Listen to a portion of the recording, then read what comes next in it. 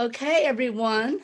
Hello, and welcome to our final 6 week session of the Vein of Gold.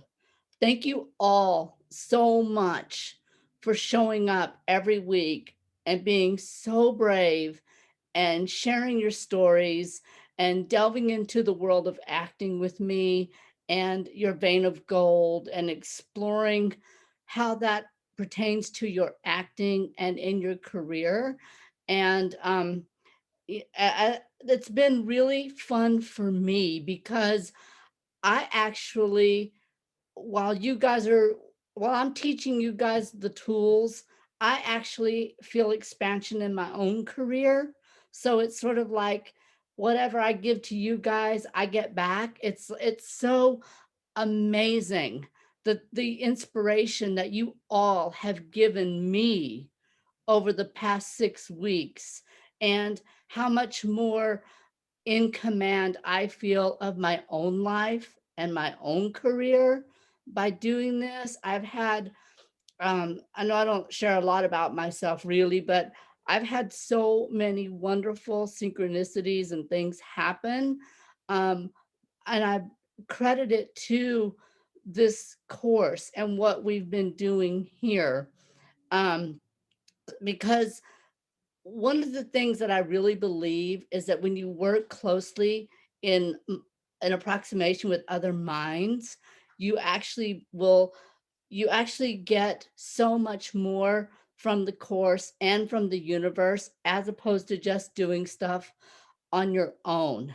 And you and the other thing that I've found is that as I amp up my own career, I actually can find ways to help other people in their careers. And that's what I hope that you guys will do when you guys, after we end this, that you guys continue this on with each other and online, especially on the Facebook chat. And, we may start up something next year, but this has been an amazing journey. And you guys, I have learned so much from every single one of you, and your talents have just in just 6 short weeks, even though we have not delved into the nuts and bolts of acting and auditioning and all that world, that weird hard craft of acting.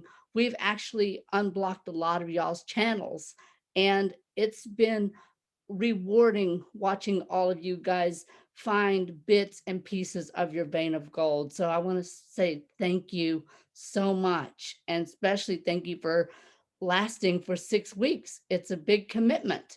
And as you notice, some people they're not here tonight, but your commitment is what triggers everything that happens in your career. And I just want you guys to know that. And you guys made a big commitment in doing that. So I want to start off with just everyone doing just a general share of how their week was, because I know we're right near the holidays and things go real screwy for people because people literally kind of go out of their minds, okay, around the holidays. And I want you to all know that it's a common thing that people go out of their minds around the holidays, and it's really hard to stay focused on your career during the holidays. Okay, so whoever wants to check in, just unmute yourself and just jump in and check in with me real fast. Well, first of all, Stephen, I can't thank you enough for giving the 6 weeks. It's been amazing, and you're such a giver, and I hope all good things come back to you in a thousandfold. I'm, I'm disappointed I won't get to see my family this Christmas, but that's okay. I understand. I understand why, but I'm focused on trying to keep a plan going for 2021 so that I can keep momentum going. And I'm clearing some things aside. So I want to make sure that I'm acting in 2021, so that this isn't the end. That this is actually, I've got energy going. That I keep the energy going. And so what I'm thinking about this week is I'm not moping. I'm thinking about, how can I keep this going? How can I, even though there's a pandemic going on, what can I do? Not what can't I do? A lot of my friends who are actors are whining about all the production that's not happening. I want to figure out what can I be doing to move myself forward. So that's where I'm at. Thanks. Thank you, Dan. That's amazing. Thank you. Who else wants to share real fast? Me? Go on, Samantha. Hi. I- Yeah, I absolutely want to thank you for your inspiration because that really opened up the world for me. Just to be with the group, and I mean, it's amazing, and it never fails. That's why I got involved in acting and always go back to it, is because of this camaraderie and this whole thing. It's almost in a way spooky the way things go, and I'll tell you why in a few minutes. Okay.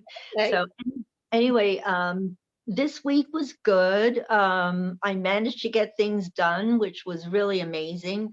I had to tape on Tuesday, oh no, on Thursday, I had to tape 3 movie reviews with my web show. And I managed to get it all done because it was a lot, because it was interesting and very introspective stuff. So there was a lot to it. And then after all the notes I took, I had to go through it and write up my version of the review. And there was a lot to go through. So it was weird. And then we actually did a third, which we didn't have to write up. We just discussed. And that was interesting too. So I had a lot of fun with that. And that's going to come out probably in about a week. And it'll be posted for everybody to see on Facebook. But I will send you guys the link on our, chat.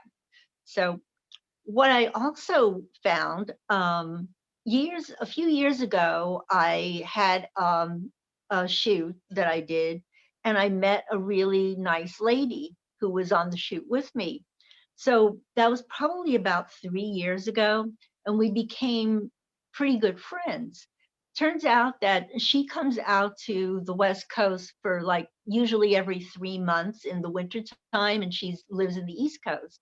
And she does some acting on the West Coast and on the East Coast. When she's here in the West Coast, she likes to go to classes and just meet up with people. And that was a lot of fun. So we would always get together. At one dinner, we were talking, and her former career is a corporate attorney. And I had been in a different industry for quite some time, in the interior design industry. So we were having dinner, and she was talking about a corporate attorney friend of hers that worked for a company that was involved in interior design. And she gave me the name, and it was the company I worked at for 30 years. So this corporate counsel, I said, "Do you mean Corinne?" This was her really good friend, was the corporate counsel of the company that I had worked for so many years. So it was just like an amazing, oh my God moment, yeah, you got to tell Corinne. And, then this is like how things tied in. Then just this week, I noticed something on her Facebook page that she didn't actually post, but a friend of hers posted about an event, a party she went to in LA. And they put a name of the person whose party it was. And I said, "Are you kidding me? Do you mean you met this guy?" I happen to have been friends with him for like a year, since the 70s. Really, really good friends with him. And he also got me involved in wanting to be in acting again. So it was like an amazing thing. And I said, like, "Oh, I have stories about him like you wouldn't believe." In fact, we had a falling out because of stories that he told somebody.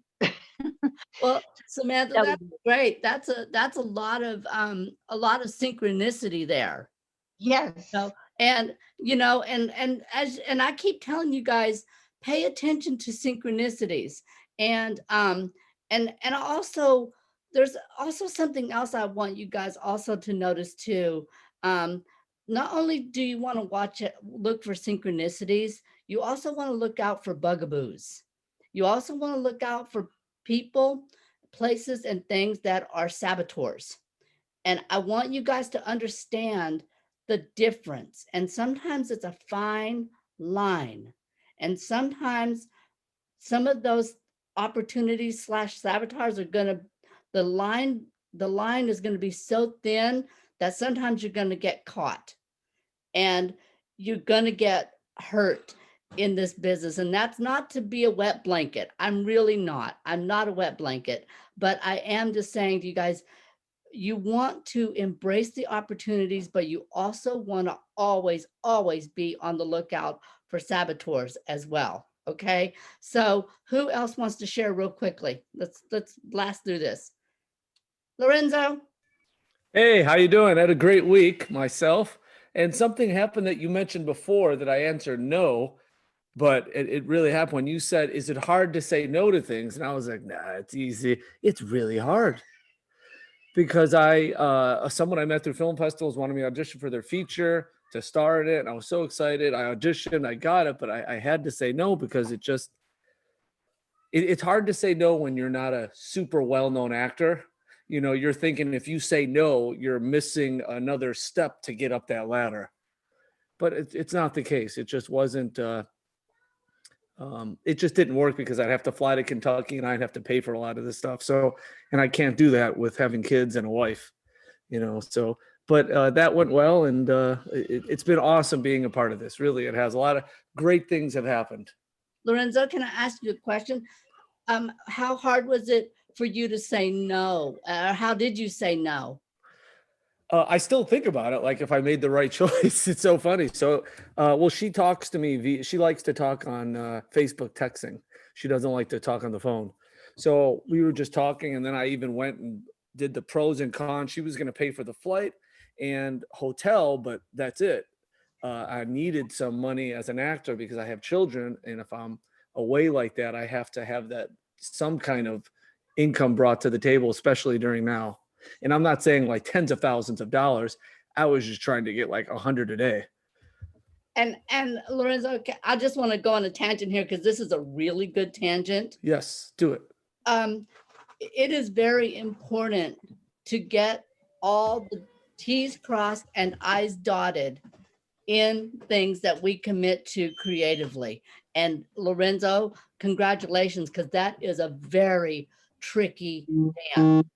It's a very tricky dance to ask things that we need instead of going, yes, I'll be in Kentucky. And then, you know, your family's suffering from it. You're not getting paid. And, you know, it's very important as creative people. That's why so many actors have agents who do those contracts for them. And it's not that they're snobby. It's just that they probably many times have been burned, you know? Yeah. Oh yeah. Yeah. You know, Yeah. and saying no and setting boundaries is very difficult for probably everyone on this Zoom session. It's Yeah. a very hard thing because we go, oh my God, if I don't go on that audition, my agent's going to kill me and there goes my career. That's not always the case. Yeah. And in making the decision, what I follow, if you guys don't know this guy named Kelly Schwartz in Las Vegas, he owns a studio in Vegas. Awesome guy. Please friend him on Facebook. But he happened to put out that day I was trying to make a choice about knowing your value as an actor. And so I was watching his seminar and it was like, you know, totally speaking to me now.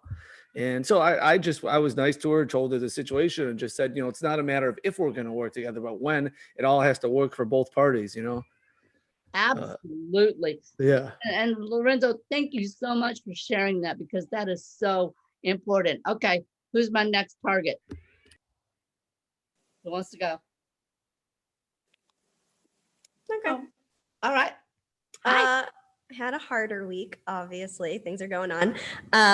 But I've been really happy with the class because it has been helpful in taking the energy of everything that's negative and just even being able to jot down on paper and be like, I'll touch on that later. Somehow it's going to be incorporated. And then still trying to find ways to use acting as an outlet for myself. So it's been really nice, and I think there'll be a project in the works soon. So yay. That's awesome. That's awesome. Thank you. And to Sarah's point, when trouble hits, I just will tell you this: the fastest way to figure that trouble out is put it on paper. Write it down. Write down what you feel. Write down what they did. Write down everything. I was writing in my journal today, and I was writing, these journals have saved my life. They have gotten me through the thick and the thin, through the bullshit, through everything that I have faced in my career. And it's been because of these cheap journals that I keep. I have hundreds of them. And it's through writing that I've been able to forge my career. I've been able to write stuff for myself. So anytime there's a problem in your life, write about it. And it doesn't just have to be an I remember. And I remember is just what you can do with it. But by writing through stuff, you're actually able to process it a lot better, I think, than therapy or whatever, because you actually make something out of it and you put it actually on the paper. So thank you, Sarah. Who wants to go next? I'll share. Hi. I talked to Stephen about this earlier. No, for me, it's been an up and down week. There's some really good stuff, like the film I produced last year. It just got accepted into Boston Sci-Fi. Cool, yeah, good stuff. Good stuff, and you know, like I love this class, and this class has been so good for me to have me time and outlets. And then the rehearsals with Lorenzo. I mean, those are like the highlights of my week. So then there's been like some crazy down stuff. And basically I was telling Stephen earlier, like what happened last night after my little like Zoom production.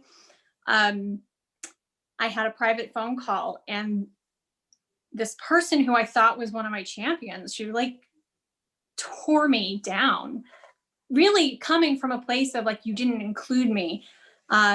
She just yelled bloody murder at me for not including her. And so I got these mixed signals, like,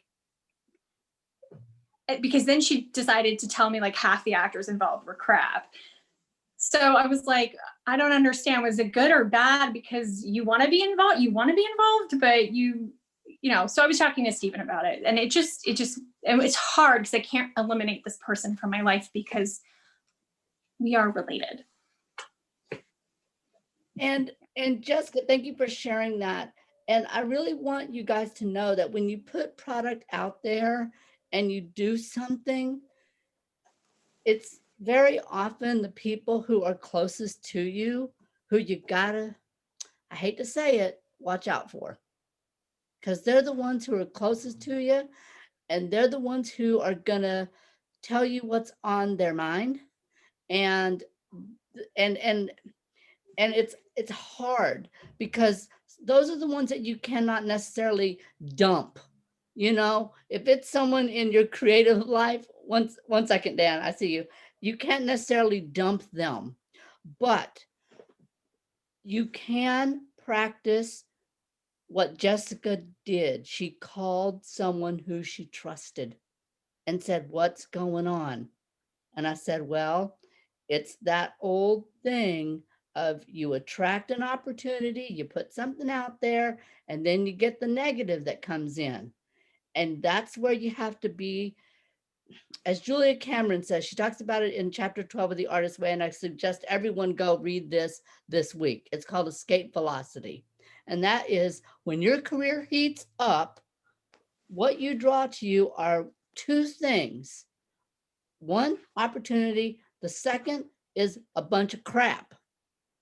And the trick is not to fight the crap. The trick is to evade the crap. And Julia Cameron talks about, she says, don't tell them, button the lip, zip the lip, stay close to your dreams, talk to your dreams to your allies. And sometimes we cannot control where that escape velocity is going to come. And in Jessica's case, it came from someone very close to her that she can't get away from.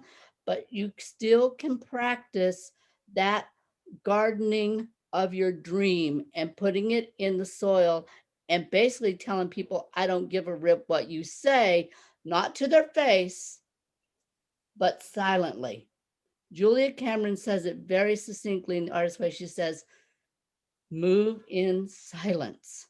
And I got to tell you, there is nothing that kills those wet blankets faster than moving in silence, not telling them about your dreams, not worrying about their opinions. And what I told Jessica, I said, don't give a rat's ass what the person said. Take it with a grain of salt. Okay, thank you for sharing. I'm still going to go do it next week or whatever my plan is. Okay, Dan, what are you going to say? I was going to say two things. One, it hurts when our family and close friends are not our fans. Sometimes they are, and sometimes they're not. They have their own opinions, and they may not like our work. Sometimes they do, sometimes they don't, and it hurts. But I agree with everything you said about silence. The other thing is our stuck friends, the people in our lives who are stuck, have their own reasons for us not wanting us to succeed, because then they feel bad, because they feel, like they feel better commiserating. They feel bad about themselves because we're moving forward. Sometimes, and so it's like and that feels bad too. It's like, but knowing who we can trust with our creativity is not necessarily the same thing as who are the closest people in our lives are, and it's disorienting at first to make that realization. And it is very disorienting, and it's very confusing at times, because we as artists, we're very generous and we want to give, and we want people to like us and like our work, and that's a natural thing. I mean, I remember when I first met Carol, hi Carol, I always would go to people and say, do you like my work? Do you like my work? What do you think of this? What do you think of my script? And every time someone would shoot me down, inevitably, and I would end up putting the work in drawers. And the way I learned to counterbalance that is to not tell a single soul until it's done, until it's out there, until I got the awards. And then they go, what? How'd you do that? It becomes like, the more mysterious you become around your art, the better you are. Save all the talk for the red carpet, not for when you're in process. Now, who wants to go next? Hi, Carol. Carol Wood. Carolyn. Yeah, I mean, I hope this group, it's been very encouraging.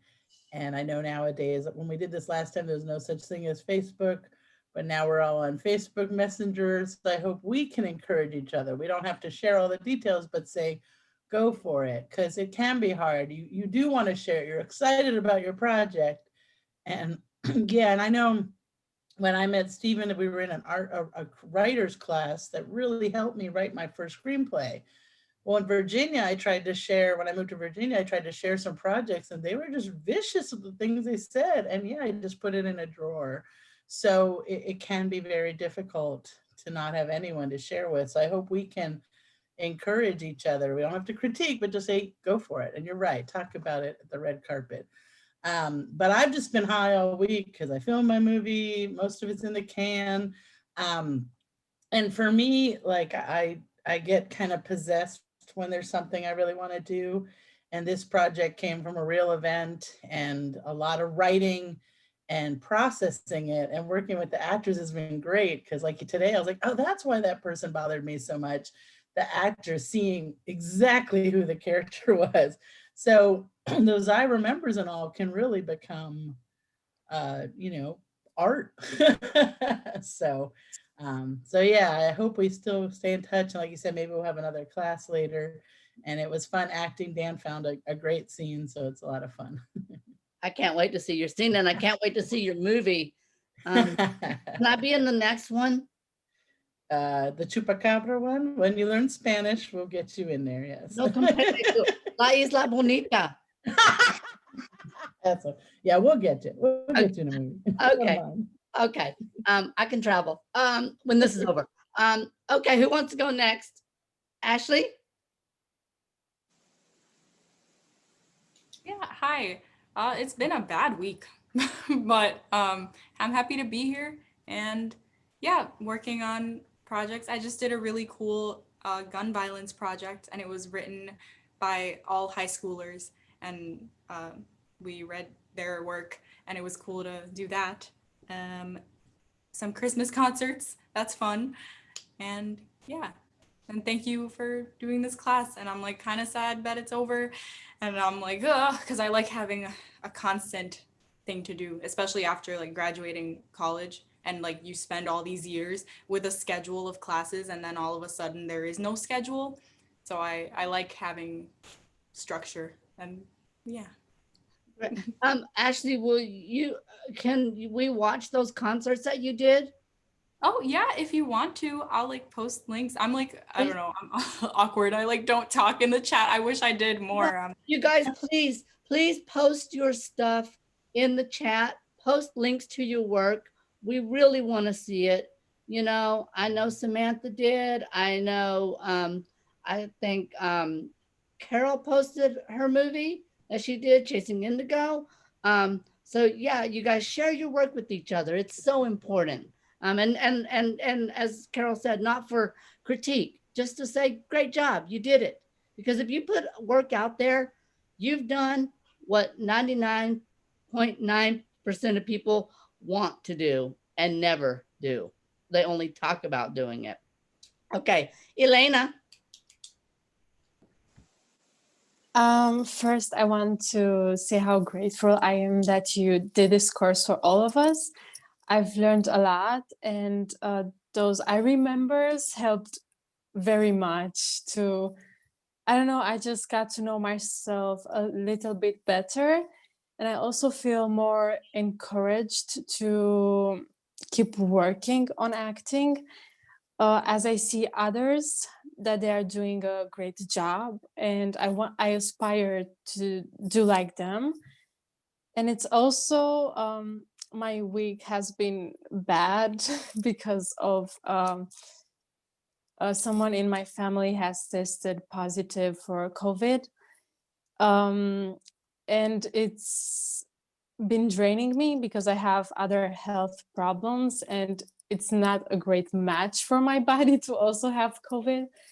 But so far I had only cold symptoms, and I already had a cold before this happened with the test. And I think I'm not positive because most of my family members had negative tests, and I have to do mine on Monday again, like tomorrow. And for this, with doing your work in secret, it's so important. I learned this the hard and harsh way.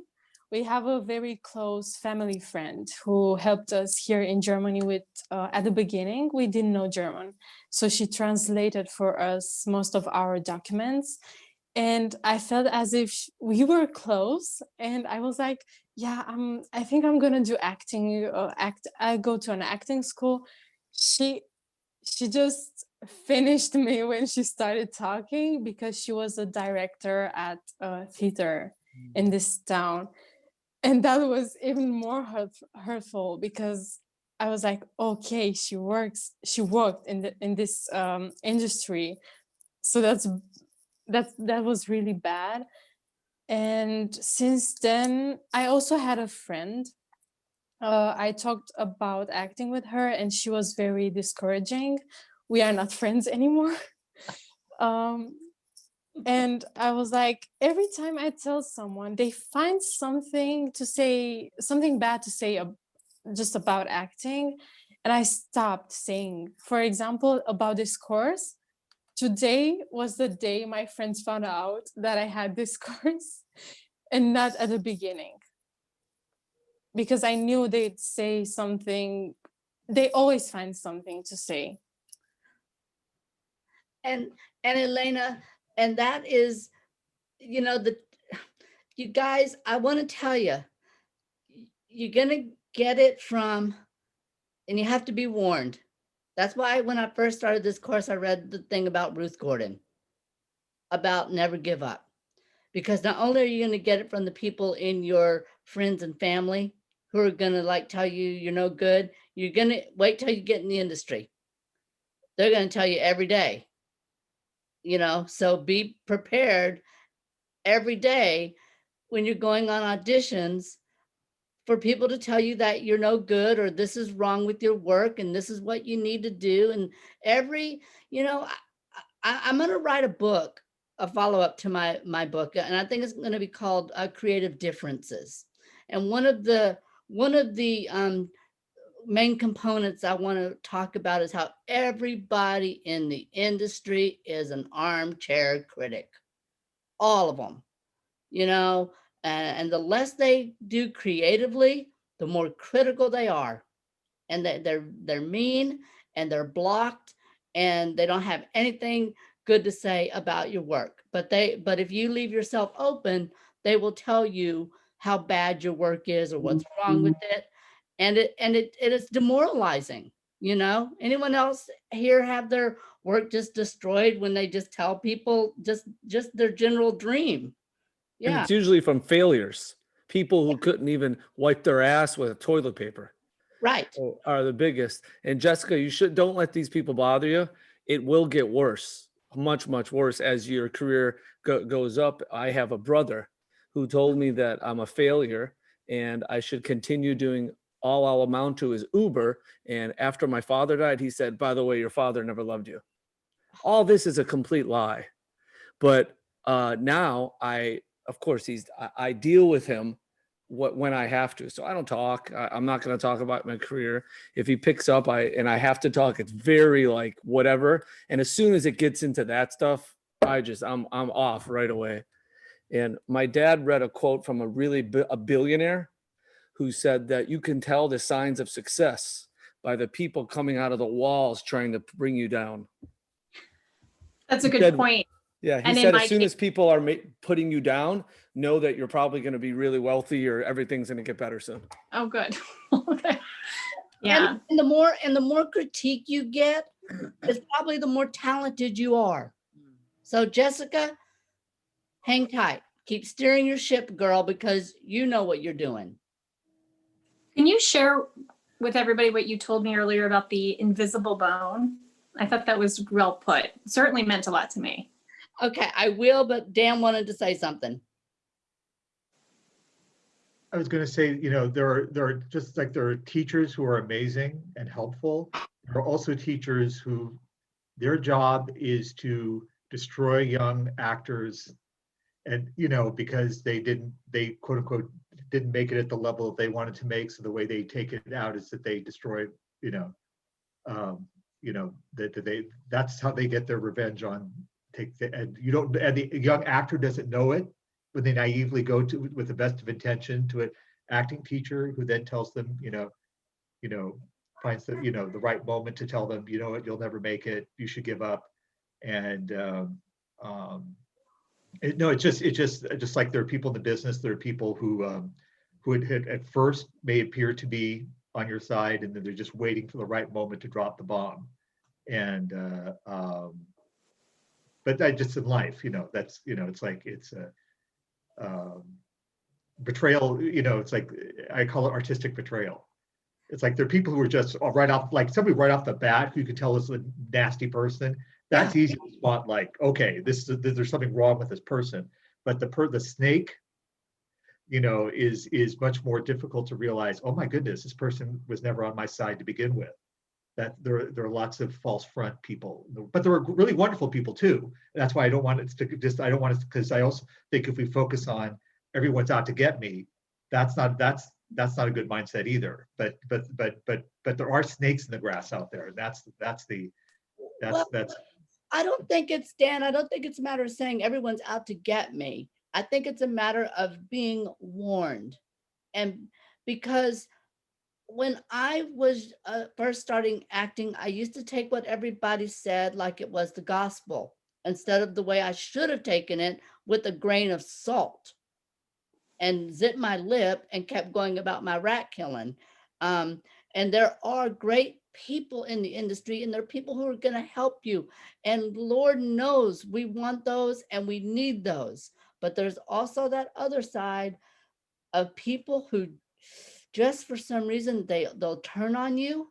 They'll stab you in the back. Um, they won't commit. Jessica and I were talking about this. Sorry, I'm talking out of turn. Jessica and I are talking about people who don't do what they say they're going to do, drop the ball. There are all kinds of things you have to be prepared for. And the reason I say that is because you don't want to take it personally and let it stop you. That's my point, because you can so easily internalize all that and go, oh, it's me. Oh, it's me. I attracted all that. And you don't understand that you're dealing with someone who could be a sociopath, someone who could be a full-on crazy maker, and someone who could be jealous, and someone who could be a burned out actor who's just giving you bum advice, So it's important to understand where people are coming from and to identify them at once. As what's her name said, when someone tells you who they are, listen the first time. I think that Maru Angelo or someone said that. I'm getting it wrong. I'll just credit that to Oprah. But Jessica brought up something to me, and she wanted me to touch on something called bringing home the invisible bone. That is something that Julia Cameron talks about. And that's when you actually complete a project or you do something great, you win an award, you bring it to your nearest and dearest, whether it be friends, family, whatever. You either get complete crickets, or you get the fight, or you get the or they go, oh well, your brother did this. And what that is bringing home the invisible bone. That means you bring home something to the family, whatever family it is, and they just dismiss it. They don't give you credit. Thank you, Dan. Yes, if someone shows you who they are, believe them the first time. You bring it home and it's never good enough. You get all A's and one B, and the only thing that's discussed is the B. They always find fault with what you bring to the table, and this can be in the creative industry as well. It's not just in your family. This could be like you bring good ideas to, let's say, a screenplay thing you're involved with, or a film project, and they take your ideas and they never give you credit. I was friends with a girl who brought all the great ideas to projects, and she was always discounted. They never gave her credit, and it drove her bats, rightfully so, because she knew what she contributed, and they never, it was a case of where she was the kind of the only girl, and they kind of just always kind of, oh yeah, and they'd take her idea, but never give her credit ever. So Jessica, does that explain the invisible bone?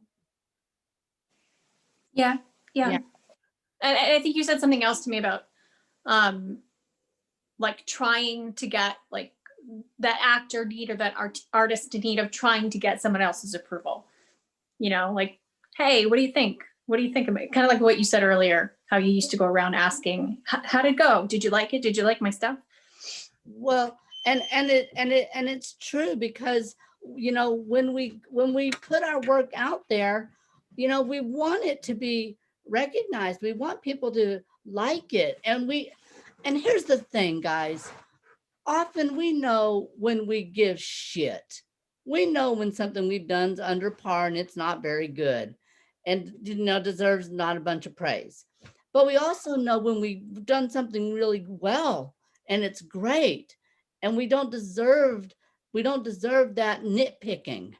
We don't deserve that critique that we get a lot of times, and so it's very, very difficult for us to put work out there and be solid with it.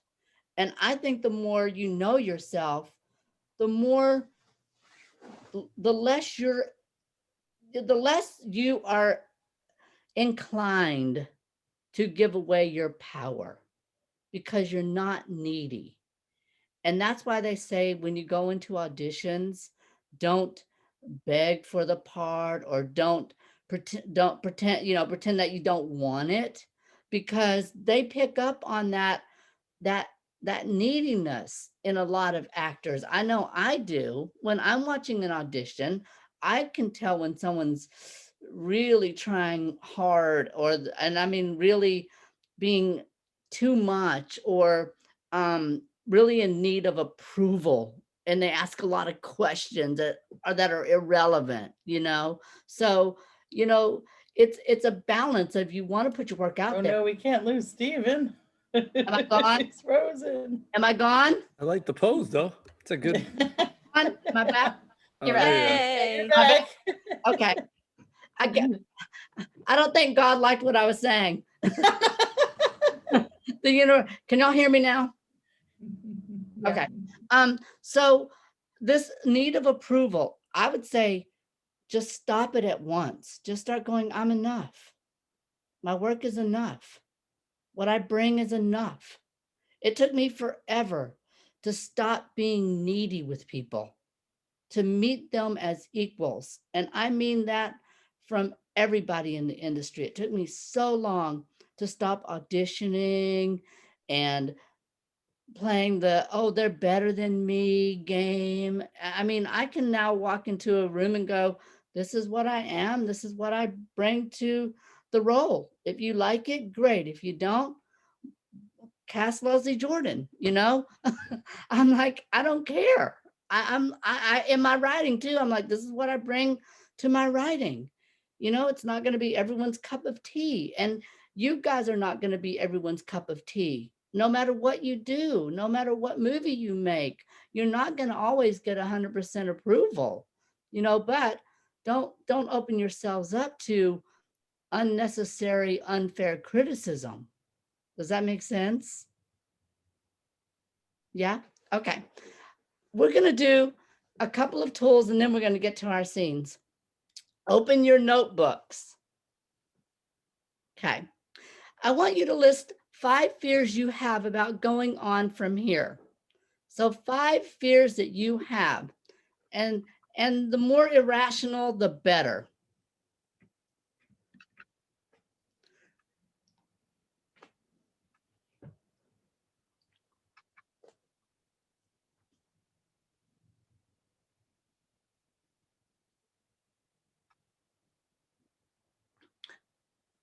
And I'm going to go real fast with these, so you can always steal from each other when we share. Okay.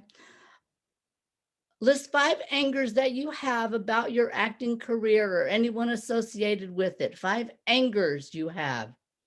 I'm angry at that manager. I'm angry at my agent. I'm angry at my father, whatever. If Mary were here, I'm angry at Meryl Streep.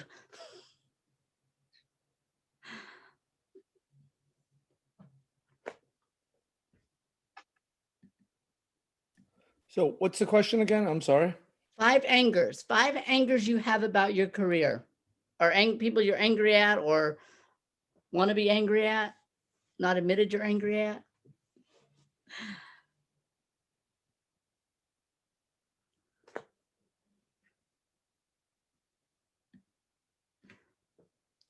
Okay, draw a line and I want you to tell me, where do you want to be in 1 year from now in your career?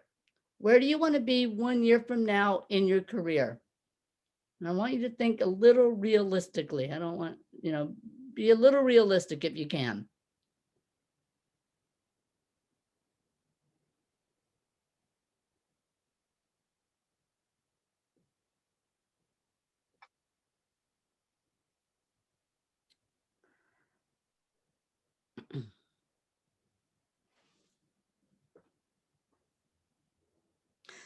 Okay, I want you to list 5 things that you need next in your career. 5 things that you need next. And this is not an ethereal thing. I don't want you to say, I need self-confidence or affirmations. I want you to 5 things that you need. Agent, headshots.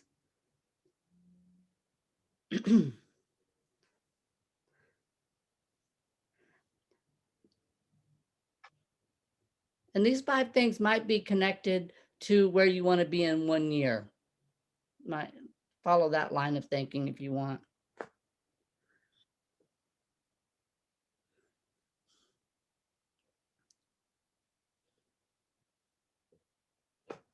Okay, now I want to bring you guys to a tool that I love. And I want 2 people who would like to be guinea pigs for me. This is called the Mastermind Game. And who would like to be my guinea pigs for this? Raise your hand. Lorenzo? Sarah? Okay, you guys unmute yourselves. Okay, this is how the mastermind works. I'm going to tell you what the mastermind is, and then I'm going to show you how I've used it. A mastermind is basically 2 people working in complete harmony toward a goal. And the goals that they have can be separate goals, but they have to work together in complete harmony on those goals. And this is how this little game works. Lorenzo? Yes, I sir. want you to start. I want you to tell me where you want to be in 1 year. And can you please put it in, you guys, please put it like in a sentence. Oh, okay. No Okay. problem. So in 1 year from now, I would like to have a Jerry Maguire type of agent. One of my scripts sold and making good money. Okay. Now, what your mastermind would do, and you guys would be ideally working in tandem. So Sarah, what you would do is you repeat to Lorenzo, I see you, and repeat exactly what he said. Oh gosh, now I have to remember things. Lorenzo, Yeah. say it again. Say it again. Yeah, I'll say it again. And he might, and Lorenzo, you might just do the first part of that. Just the Oh, okay. I want to have a Jerry Maguire type of agent, one of my scripts sold, and making good money. Yeah, I see you having a Jerry Maguire type agent, making money and selling one of your scripts. great. Thank you, Sarah. Now, At least one of your scripts. now, Yes, at least. now, Sarah, I want you to do the same thing. A year from now, I would like to have won an award for acting, be in another film, and actually have a paid job. Well, Sarah, I can 100% confirm that you're going to win 2 awards. And you're going to win 2 awards, and you're going to get a job in acting, not just another job you don't like. And what was the third thing?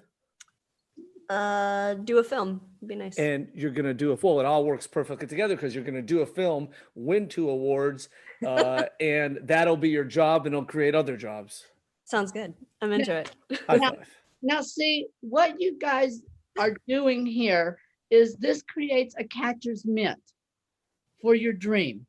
And if you buddy up with someone and you commit to getting together with them, you don't have to physically get together with them, but if you commit to sharing your dream with someone in this way, you will see astonishing results. But here's the thing, you have to do it consistently. Now, here's the other part of it. What you do is when you talk to each other, you absolutely start with that list of 5 things. And what you do is you start going down that list and helping each other buddy system through that list. Like Lorenzo, what is the first thing on your list?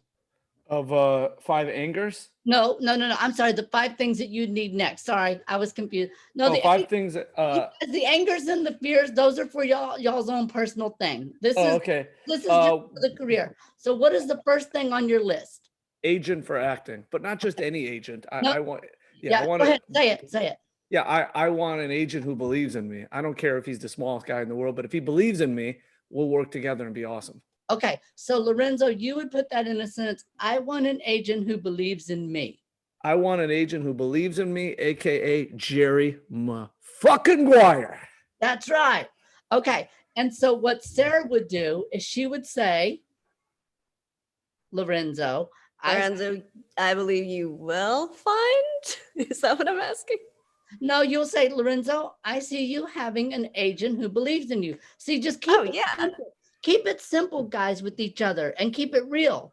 Because what happens is Lorenzo would what would happen if you're meeting weekly together is Lorenzo would say, I'm looking for an agent.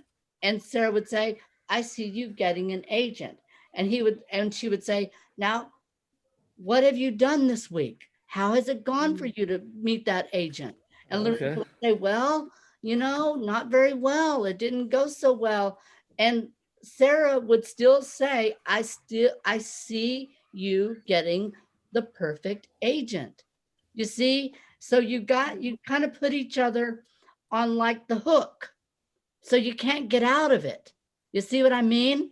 Yeah, That's love the it. mastermind. You're not just airy fairy going, oh, I see you getting an agent. You actually insist that the person is doing the work. But this is not to micromanage someone. It is absolutely just to create a believing mirror for them. Like let's say Carol was starting to submit her new film around. And she was like, oh, Stephen, I want this to get into film festivals. I would say, Carol, I see you getting it into film festivals. What are you doing now? She came back to me and said, oh, I'm not really doing anything. I don't believe in myself. I'd say, okay, now let's get to work on that. What actions did you take this week?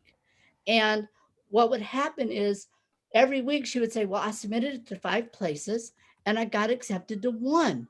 And we would take that 1, yay, and we would build on that. Does that make sense? Okay. 100%. Sarah, now you tell Lorenzo your first thing on your list. Get an agent as well. Okay. So What kind of agent?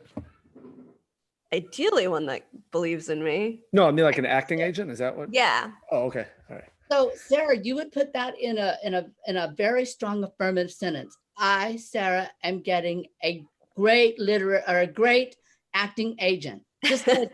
Just say that. Yes, I would like to get a great acting agent. Lorenzo. Sarah, you'll 100% get an acting agent. I know it, and I'll make you put in the work, and you'll make me put in the work. And if you get one first, you get me with yours, and if I get one first, I'll get you with mine. There you go, handled. Perfect. See, and see, guys, if you do this with each other, and that's what this whole course has been about. It's been about identifying your dreams, and now we're trying to put them out into the world. And it's like these are like ships that we're launching together, and so what I would strongly recommend is that you find someone from this group, and because you guys all now speak the same language, and you get together and you commit to checking in once a week and make it a specific time. Don't just go, I'm going to arbitrarily check in with you when I feel like it. Do it like we've done this class.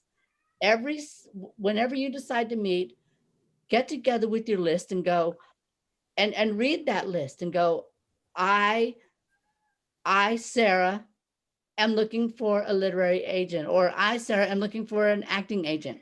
And Lorenzo says, I see you getting that agent. And you go down that list of your 5 things. Lorenzo, what's your next thing? Get a literary agent. Okay. You're ahead of me. Okay. So Sarah, say it to him. I believe you will get a literary agent. Okay. Okay. Sarah, what's the next thing on yours? Headshots. I need to get headshots done. Lorenzo.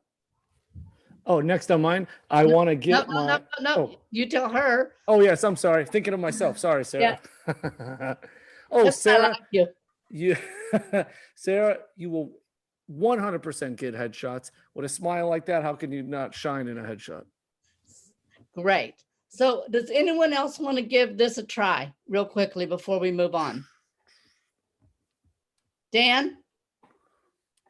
And who else? All right, Jessica. Isn't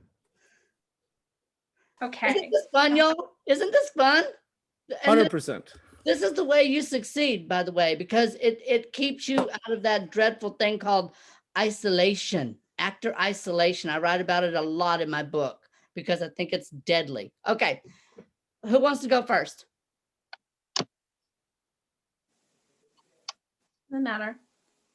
Dan? Sure, I'll go. So this is my 1 year from now. Yeah, 1 year from now. Okay, 1 year from now, I want to be working in film and be cast as a series regular in a role I love playing. Okay. Jessica? I say I see you. Yep. Absolutely see you being a series regular on a show you love. Did I miss a part? Yep. Acting in films, right? Yep. And acting in films. I absolutely see you acting in films. And as a series regular too. Thank you. Okay, Jessica, your turn. Very similar. A year from now, I want a recurring role or long-term off-Broadway show. Okay, well, a year from now, I see you have a recurring role and a recurring role and a Broadway show. Well, that upped my off-Broadway show, but sure, I'll take Broadway. That's fantastic. Okay, what is the first thing on your list, Dan? A self-taping setup for home. Okay. Dan, I absolutely know you're going to have a self-taping setup from home. Okay. Jessica? Oh, listen, guys. My agent died, so I need a living agent. Jessica, I absolutely see you not only with a living agent, a dynamic, thriving agent that believes in you. Awesome. And I need, I actually need, I need the discipline to write. Dan, you have the discipline to write. And Dan, the discipline to write is, are you writing anything specific? Well, I'd like to finish my screenplay. How much of it have you gotten written? I've got like 2 pages, so like I've got a long way to go. Okay, I have the perfect, well, I'm gonna just interject. I will be your believing mirror now. Dan, go and get a copy of How to Write a Movie in 21 Days by Vicki King and follow Okay. it to the letter, and you will finish your screenplay in 21 days. Don't read any other book. Don't read Skin the Cat or Save the Cat. Don't read anything else. If you want to finish a rough of your screenplay, read How to Write a Movie in 21 Days. It's the All only right. it's the only book that got me to actually going from having notes all around my house and scenes to actually getting the damn thing in the computer on paper finished. Will And do. it works every time. And I'll be your believing mirror on that one. You check in with me on that. Okay. Will do. I can see you doing that. So do you guys see how that mastermind works? Jessica gets a second one though. Oh, you do? Yep. No, she doesn't. No, she Do no, I need new headshots, but they have to be good. Oh, I see you having the best headshots. I see you having headshots where your eyes pop out on Italian paper. They sell themselves. Oh, fabulous. Okay. Okay, so that's how the mastermind works. And I suggest that you meet regularly with someone in this group and you weekly go over your list. And don't change your list all the time. Be consistent. You know, if your goal is to get those headshots, keep on that until you get those headshots. And once you got one thing on your list done, check it off and go to the next one.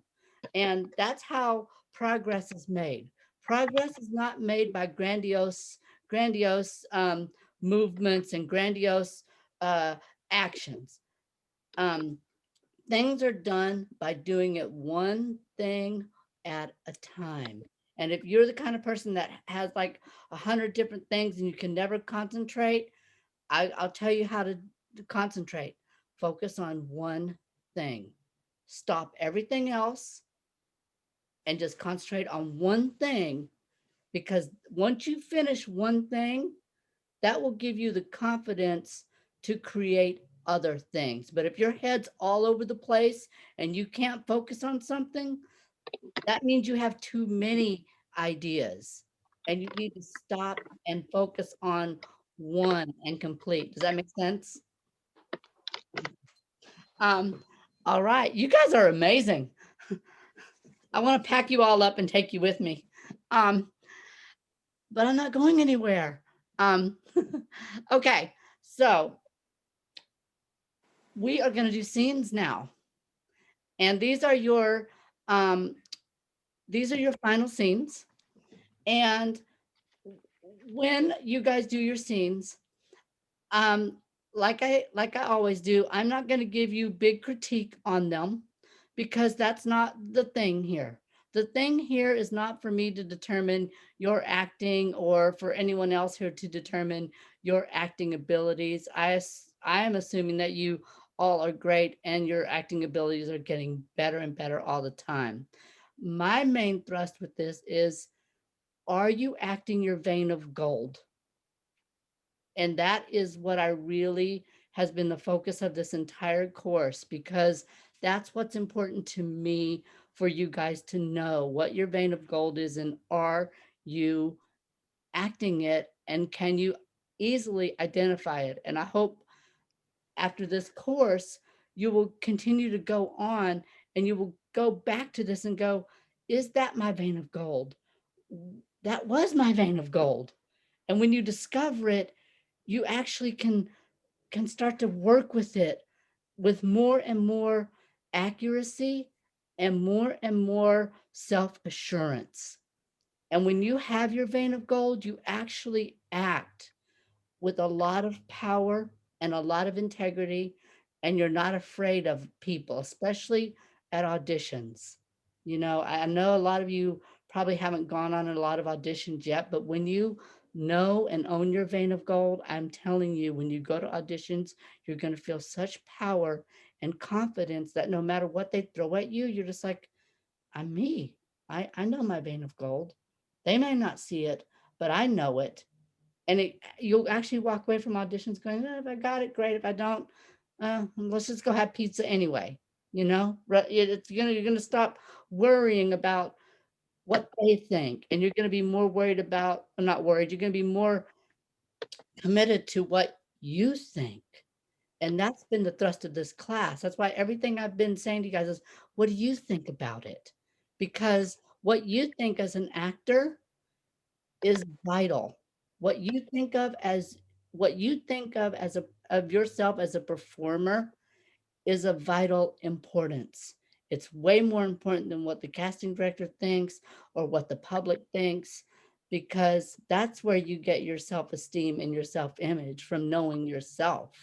Okay, so I'm going to start at the top with Jessica and Lorenzo. You guys are going to go first. And I want you to both to tell me why you feel this scene is your vein of gold, okay? And one of you can tell me why you picked it. So go ahead. We had like 3 scripts that we were choosing between. So we read all 3 of them on Tuesday. And I think that this one had the most at stake. It was also, I certainly found it was tricky to find equally weighted scenes. Yeah, definitely. Yeah, and ones that fit both of our vein of gold. So maybe it fit mine and not hers. So she found this one, and it's Waiting for Lefty. Yeah. Joe and Edna. Clifford Odette's Waiting for Lefty. Anything else you want to say about it, Lorenzo? No, it was fun to work on it with her, and Merry Christmas. Merry Christmas. Give them hell. Start when we're ready? Yep. Okay. They're making plans. What kind? They don't tell us. That's too bad about you. They don't tell little Joey what's happening down in his bitsy union. What do you think this is, some ping pong game? You know they're racketeers, right? The guys at the top would shoot you for a nickel. Why do you stand for that stuff?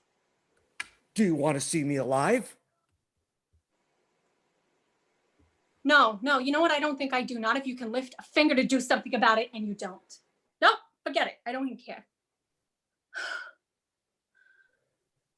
Honey, you don't understand what the hell I'm telling you. The next person. Any other Listen, happiness it's on one the thing to hamburger? insult. Let them all ground a hamburger. It's one thing to say you don't want to. Away from me. Only, you know what? They're not going to grind me to little pieces because I have other plans. See? What are your plans? Where are you going? That's none of your damn business. What's up your sleeve? My arm would be up my sleeve, darling, if I even had a sleeve to wear. My arm is up my sleeve, son of a bitch. Tell me.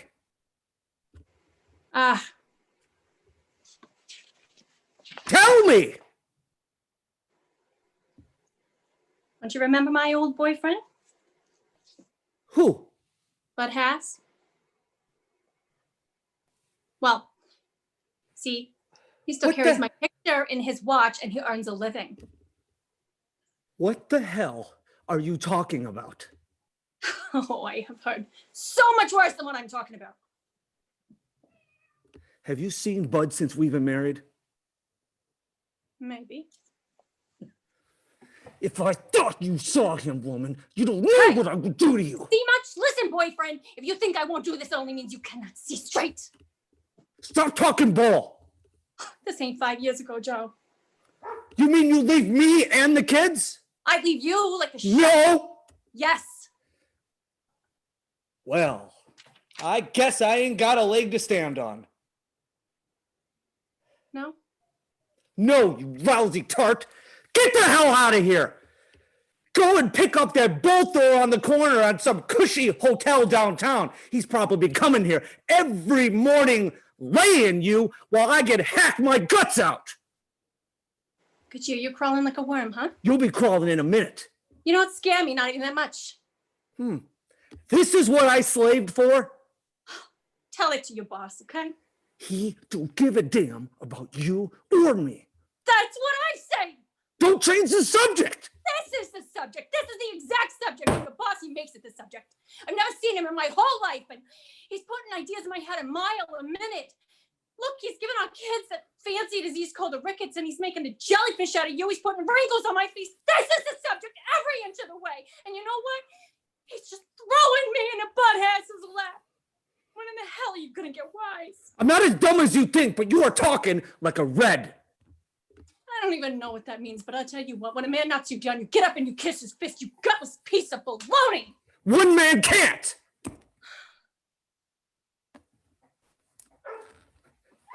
That's right. I gave you the hand, woman.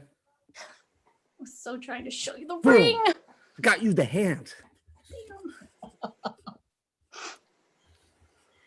Is that the scene? That's the scene. Yeah, it's a joke because she would always do that, and I thought it was the funniest thing. So I said, I'm giving you the hand. Now, okay, that was you guys. That was some awesome, very specific, right down the barrel work on both your parts. How did you guys feel about that? Pretty good. Pretty good. I mean, so that first time is always a little hard. Usually we do like 3 or 4 rehearsals. We really get into it. But I liked it. I thought it was great. You know, at first when she showed me the scene, I had the kids running around, being crazy. So I was like, no. But then after, she suggests, why don't we just rehearse everything once and see what we do? And I liked it. And right now I thought it was awesome. I wish we could do it together on Broadway. Yeah. And can you guys identify, can you other guys in the class identify that their vein of golds in that? Can you guys tell them what that is, what y'all saw in that? And don't tell me you guys, I liked it. Tell me, give them specific things about their vein of gold. Jessica's character was definitely just a strong woman. gutsy woman, I mean, taking on an intimidating man. She's not afraid, she's not afraid of a man. Um, and Lorenzo's got this kind of crazy, dangerous quality, which is uh, which is which is great. And yeah, it was right down. It was like both of their vein of golds. They found something that was evenly weighted. That was great. So congratulations and well done. Yeah. Anyone else? Anyone else? Yeah, I love that Lorenzo's character is clearly like strong and intimidating, but if you listen to him, it's also very caring. Like all the words meant something to him. It wasn't just him being a jerk. He had a heart of gold. And his heart was being broken in the way that that character's heart could be broken. And Jessica, I mean, I felt there's like this sense of awful domestic violence in this thing, like almost like that scene in Raging Bull where he tears down the bathroom door. I don't know if you guys remember that, but it's like a violent scene. And Jessica's character was giving as much as she was taking in that. And it was fascinating to watch the give and take of both of those very strong, dynamic characters duke it out. And that is powerful acting. And what I love about Jessica and Lorenzo is they both can go there to those mean, dark places very quickly, but there's such a tenderness to both of you guys that I sense. There's so much underneath there that's vulnerable, like the underside, I guess, of a turtle or something, that you're both tearing each other apart, but guarding yourselves as well. It's just a great dance. Great vein of gold. Anyone else? Yes. Samantha, unmute yourself. Okay. I basically had a similar thing. There was a lot of anger on both sides, but I felt that through it all, there was also a lot of caring. And they both, were showing it, and Jessica's character just really brought so much of it out. And it's an exact extension of what you guys did last week with your sort of rom-com scenes. This is like the highly dysfunctional version of that. And it's a very strong, different part of your vein of gold. It's a dramatic part of your vein of gold. Last week was sort of a comedy thing. And this is like, so it's like domestic violence, like Blanche or like Stanley and Stella in Streetcars, just, ugh, and the language. You guys are both really great with heavy, strong material, literate material. It's not light, it's not easy. The whole thing about being a red and communism, you guys instinctively know what that stuff means, or you do your homework and it's conveyed to us, but it's not indicated, which is great. Do you guys understand?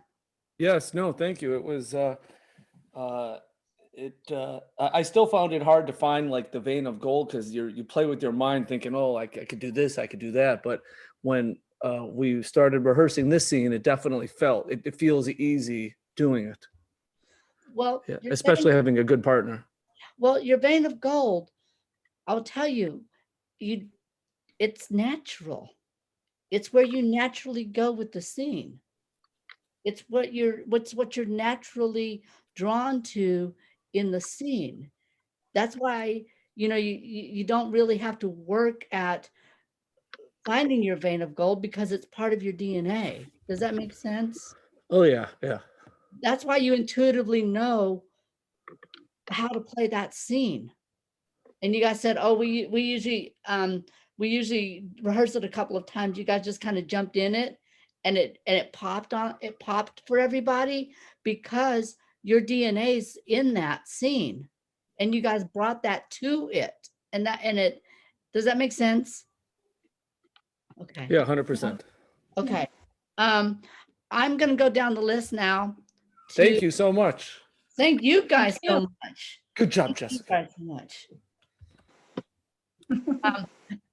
Okay, we're gonna go to, oh, this is gonna be good. Dan and Karen, and by the way, I haven't seen any of y'all scenes.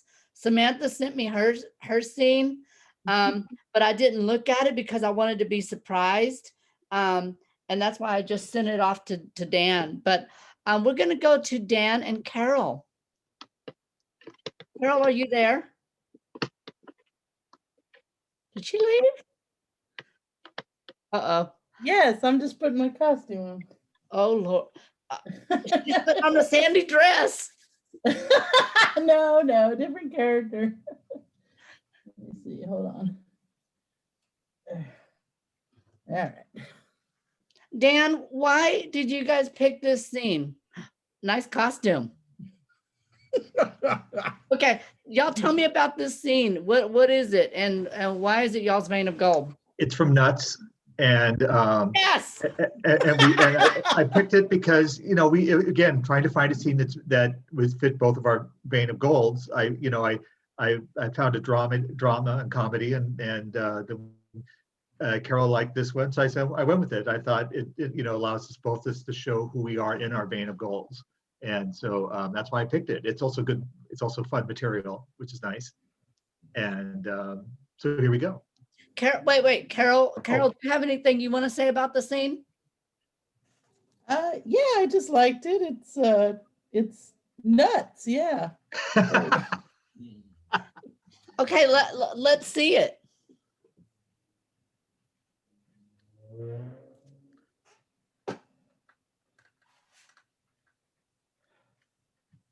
Hello, Mrs. Draper. My name is Aaron Levinsky. I'm an attorney sent by the court. Mr. Middleton isn't going to be representing you anymore. Are you following any of this? Do you understand that I'm going to be representing you? And tonight I got to go home to Brooklyn on the subway, and it terrifies me. I've had a hell of a day already. You're breaking my heart. She speaks. Oh, talk. I can dance. I can juggle. I can do card tricks. What kind of show do I have to put on for you? Was it something I said? Well, it seems I can't get to stand trial unless I put on a show for you. What kind of show do I have to put on for you? Well, Or who now for Aaron Levinsky? it's not like that. No, well then, how do I get to stand trial? Well, first you have to. How do I get to stand trial? That's what I want to know. Wait, no, that's okay. Close the door, please. I'm her attorney. Says who? Says the court. Do I need to have him back here? Well, haven't you heard? I lash out and strike people at random. I know. I was there. You broke his nose. Yeah, so the day isn't a total loss. So what we have here is a 7:30 process. This is a process whereby the state is going to. Married? Huh? You got a missus? Yeah. So She give good head? you want me to talk about your case here or not? I mean, because you've been indicted for manslaughter in the first degree. I know all that. Tell me why you're here. The truth? No, the bullshit, Levinsky. I love listening to bullshit, especially when I'm drowning in it. I know why you're here. You're here because I'm crazy, right? Nope. You're here just to see how crazy I am. Well, 2 psychiatrists have already said that you're incompetent. Morrison and Orontes? Frick and frack? Orontes can barely speak any English, and Morrison is a very weird guy. You know, I flashed him, and he didn't even look. How about you, Levinsky? You weird too? Well, I must be okay. I'm looking.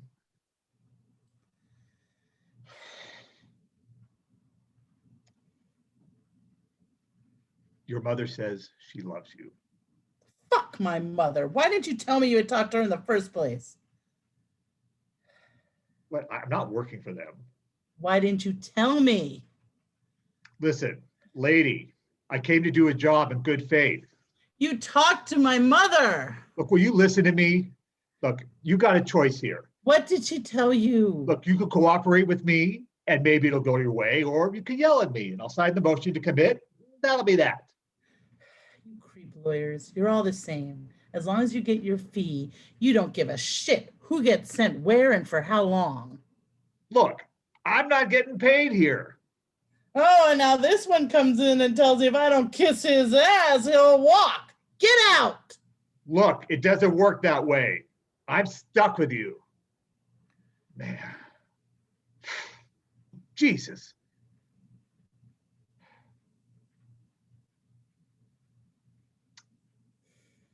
Okay, well, first, you've got to get a psychiatrist in here to look at you. Wrong. No more shrinks. I'm giving you some good legal advice here. Well, thank you very much. You know what I said about lawyers? It goes double for shrinks. Mrs. Draper, there are 2 psychiatrists that have already said that you're crazy. You got to have at least one that says you're not crazy or you don't have a case. Sure I do. I'm my own case. I get up there and I say my piece and I prove I'm competent. Look, I don't know if you believe this or not, but I'm a perfectly sane woman. I don't bother nobody who doesn't bother me first. You get it? And I don't want any more quacks running around my head talking about my toilet training. There's only one thing that scares me. A stupid client. You terrify me. Have you ever testified in court?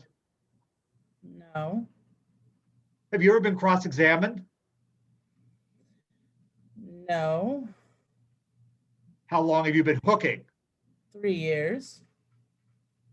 3 years and you've never been arrested? No. Now tell me I'm incompetent. Well, look, Mrs. Draper, it doesn't look very good for you to beat up the top attorneys in town. Well, it might not look good now, but it sure felt good. What was I supposed to do? Sit there like a good little girl and listen to my own lawyer say that I wasn't competent to stand trial. Are you? How competent do you have to be, for Christ's sake?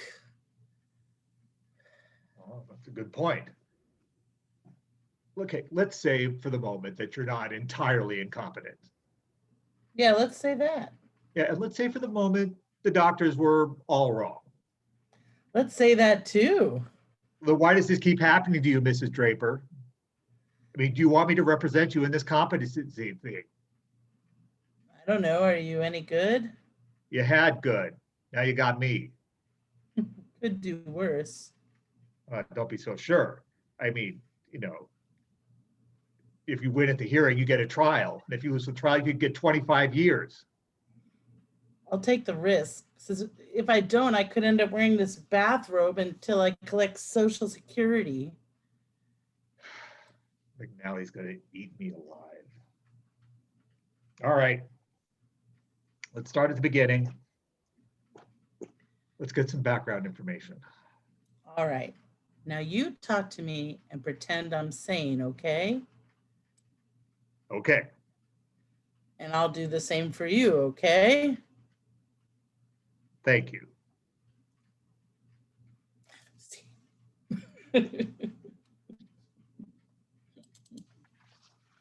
That's a scene. I muted myself because I didn't want to laugh. Great job. Y'all really got your vein of gold on this one. Did y'all feel that? Did you guys feel that? Absolutely.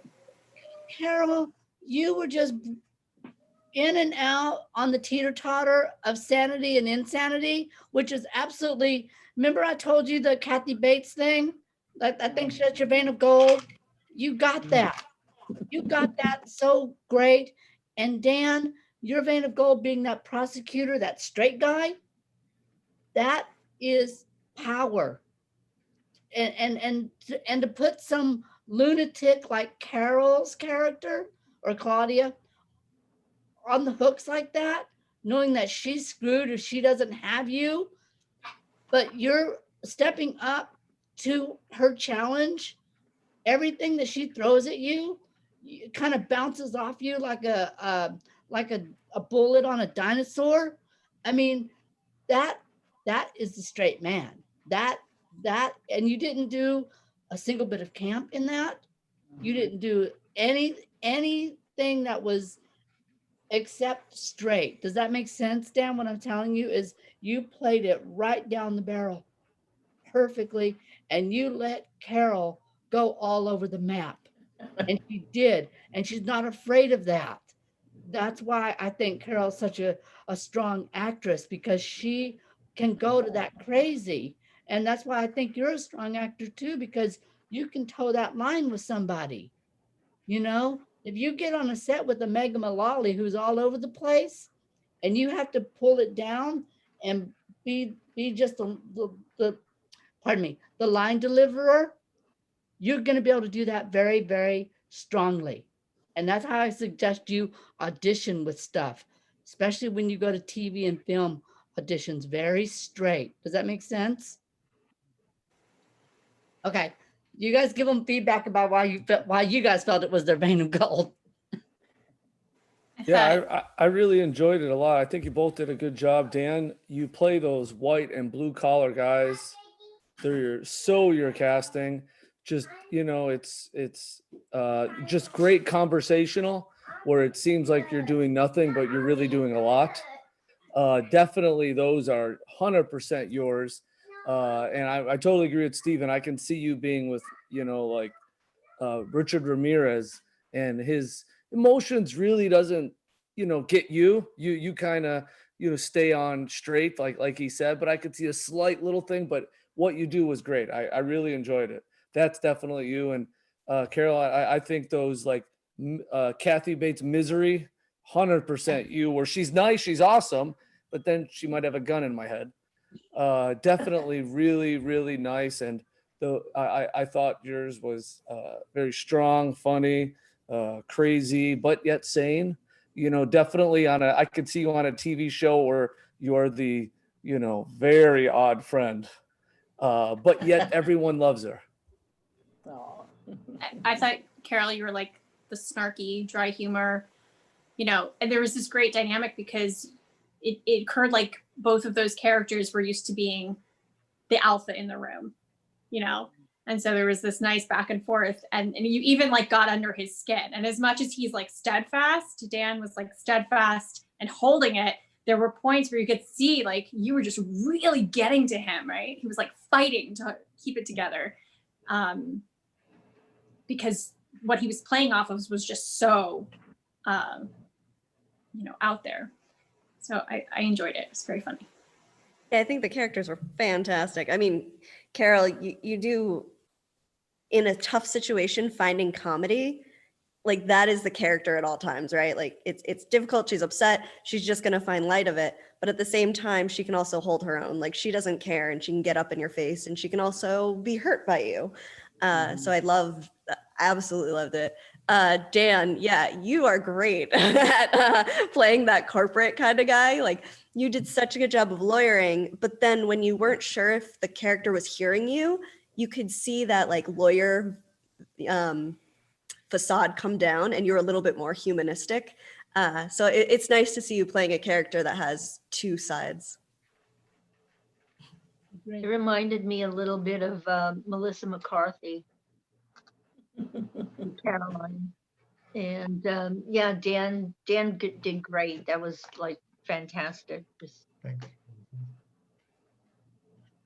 And I just love the dynamic. Usually when people bring nuts to something, I go, oh, God. But when you guys said you were doing nuts and it was Carol, I was like, I cannot wait. Be fabulous. And it was because you guys both did not play the end. You did not play the end result. You played right in the scene. And you wanted something, Dan, and she wanted something. And that dynamic is what makes this scene pop. And Carol didn't do, you guys didn't watch the movie and do a Barbara Streisand, Richard Dreyfuss impersonation. You guys played it on your own merit. And that is what acting to me is taking something that's in a script and making it your three-dimensional character. And when you can do that, and the more you practice with acting, the better you get at it and the stronger you get at doing it quickly. Because that's what you have to do when you go to auditions, unfortunately, is you have to take all this stuff that you learn in class like this or any class, but you have to do it a lot quicker, and you're on the spot because you don't have the job. Here you have the job. But when you can learn how to do that and create those full body characters, and the more practice you get at it, you go into auditions and they go, you, because they don't have to do as much work. The casting directors doesn't have to do much more work. The directors don't have to do much work. And certainly the producers don't have to do any work. So great job, guys. Stick with that vein of gold when you're looking at material, okay? I want to go now to Sarah and Elena. This week was hard. I kept trying to find pieces and I just could not. Elena was great and actually found one. It's short, but I think it hits the nail on the head. Why is it your vein of gold? For me, my character, I would say she's very confident in who she is, or at least in getting what she wants. Okay. She might not be confident in who she is, but she knows what she wants. Right. Elena. For me, it was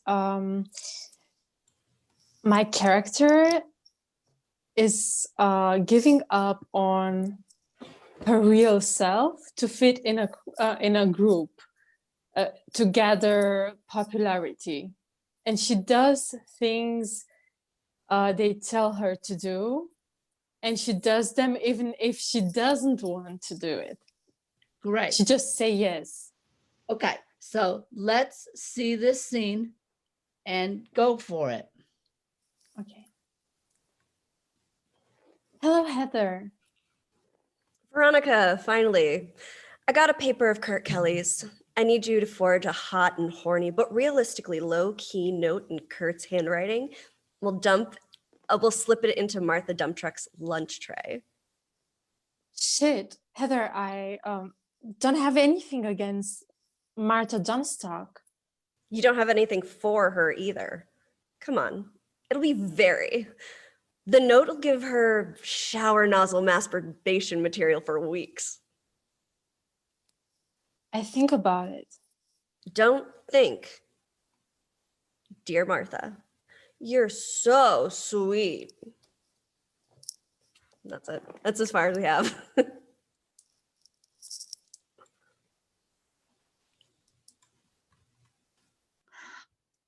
I didn't unmute myself. You guys, I felt that was your vein of gold because Sarah, you have that prissy,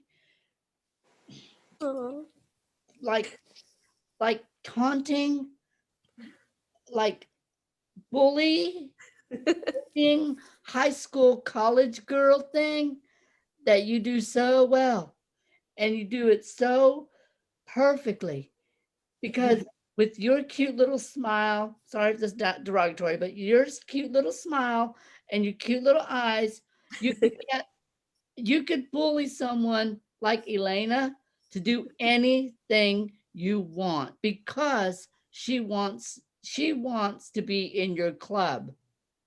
Okay. So, and hold on one second, Dan.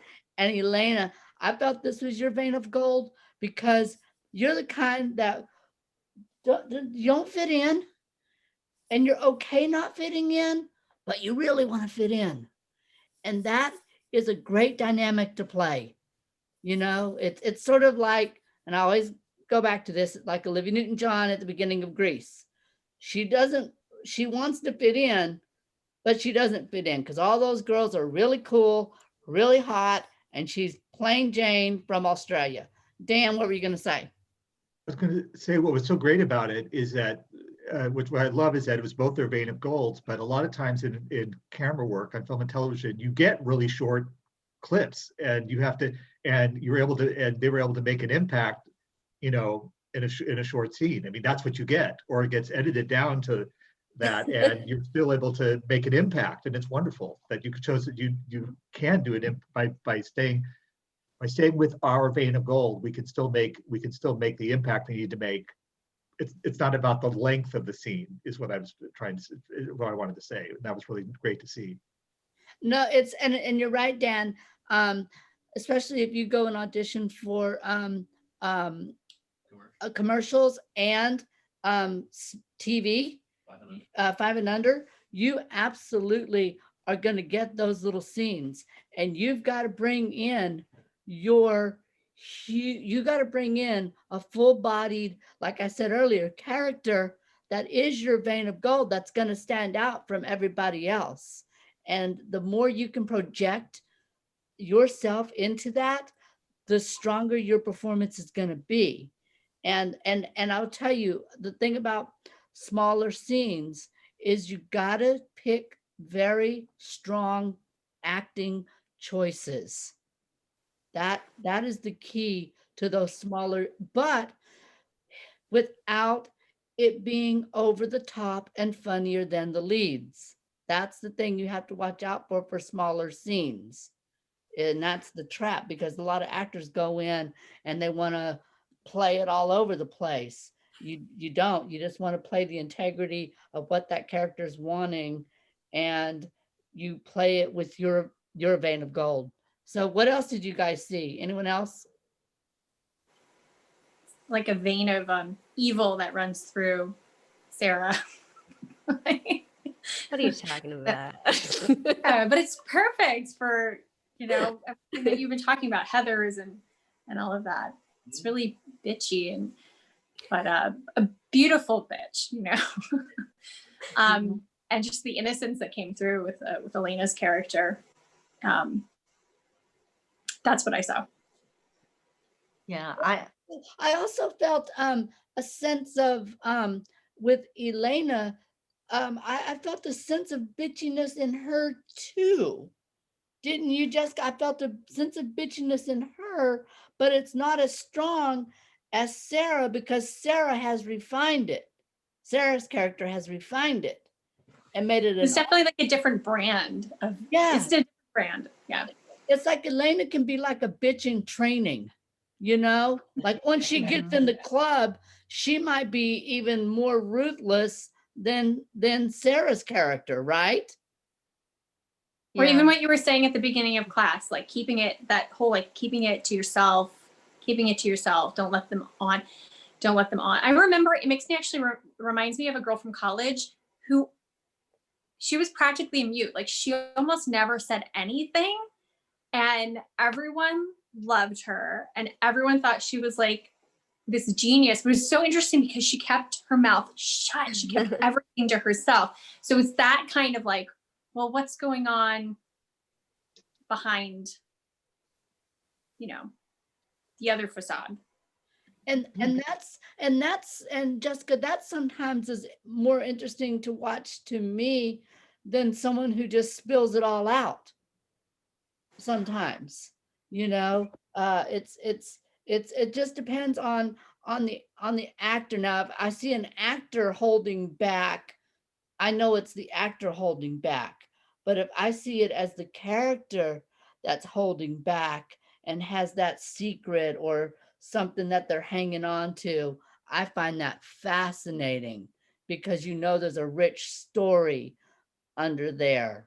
Um, so you know, I remember when I was in high school, I remember there was a girl who was, she kind of reminded me of Laura in Glass Menagerie. She was just kind of had plain hair and she just wouldn't talk to anybody. And I just wanted to read her diary more than I wanted to read the slut's diary, because the slut's diary everyone knew, you know. But this girl, I was like, who is she? Emily Dickinson? She just so closed. I want to know about her. And you know, and that's part of acting too, is what does your character hold back? You know? There's acting teachers who say, if you want to have an emotional scene, don't really cry, hold back. That is true sometimes, but and it's fun to watch. I think Meryl Streep's really great with that. But then there's also people who cry at the, drop of a hat.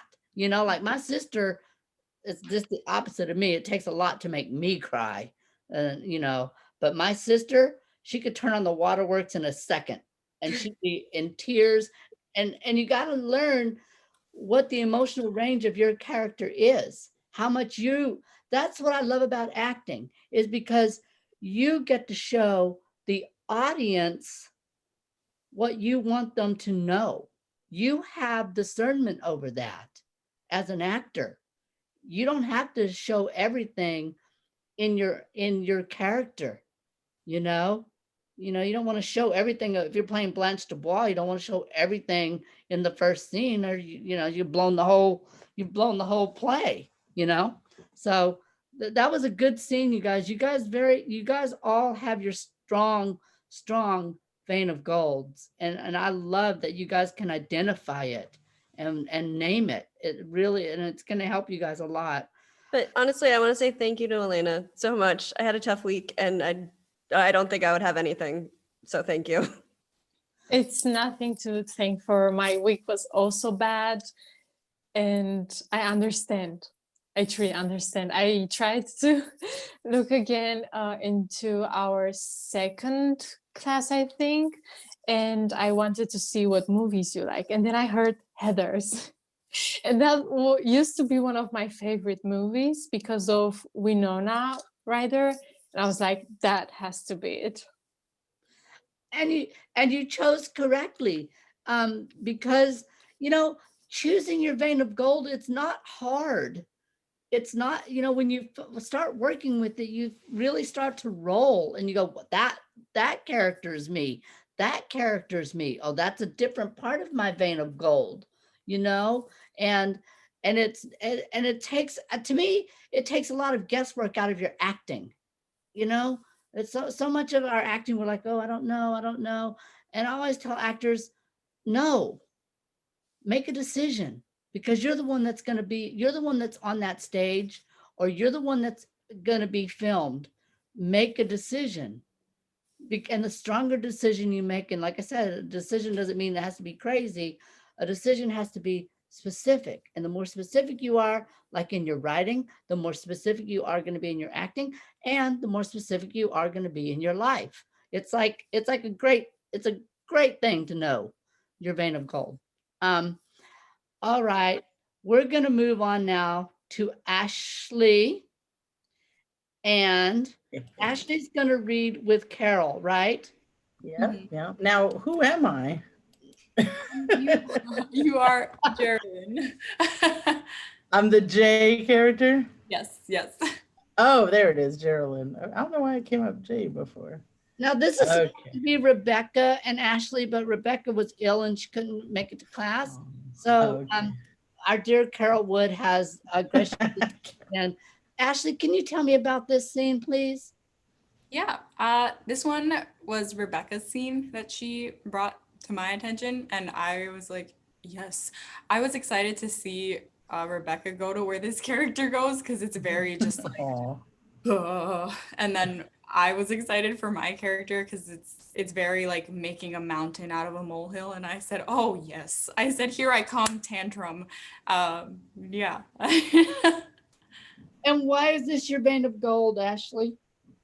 Yeah, I think it's just I get freaked out over things and I let them bubble until I'm like, I can't take it anymore and I have to say something. And yeah. Well, let's see this. Can you go help them? Because I gotta do. All right, go. Sorry, we're in the middle of something here. Okay. Oh, and they're on the phone, if that's what Oh. I'm not on the phone. I promise. Oh.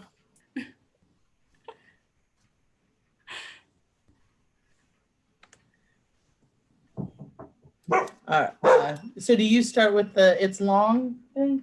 Jericho, is that you? That was Rebecca in the Tell Daniel to help you get the key and all.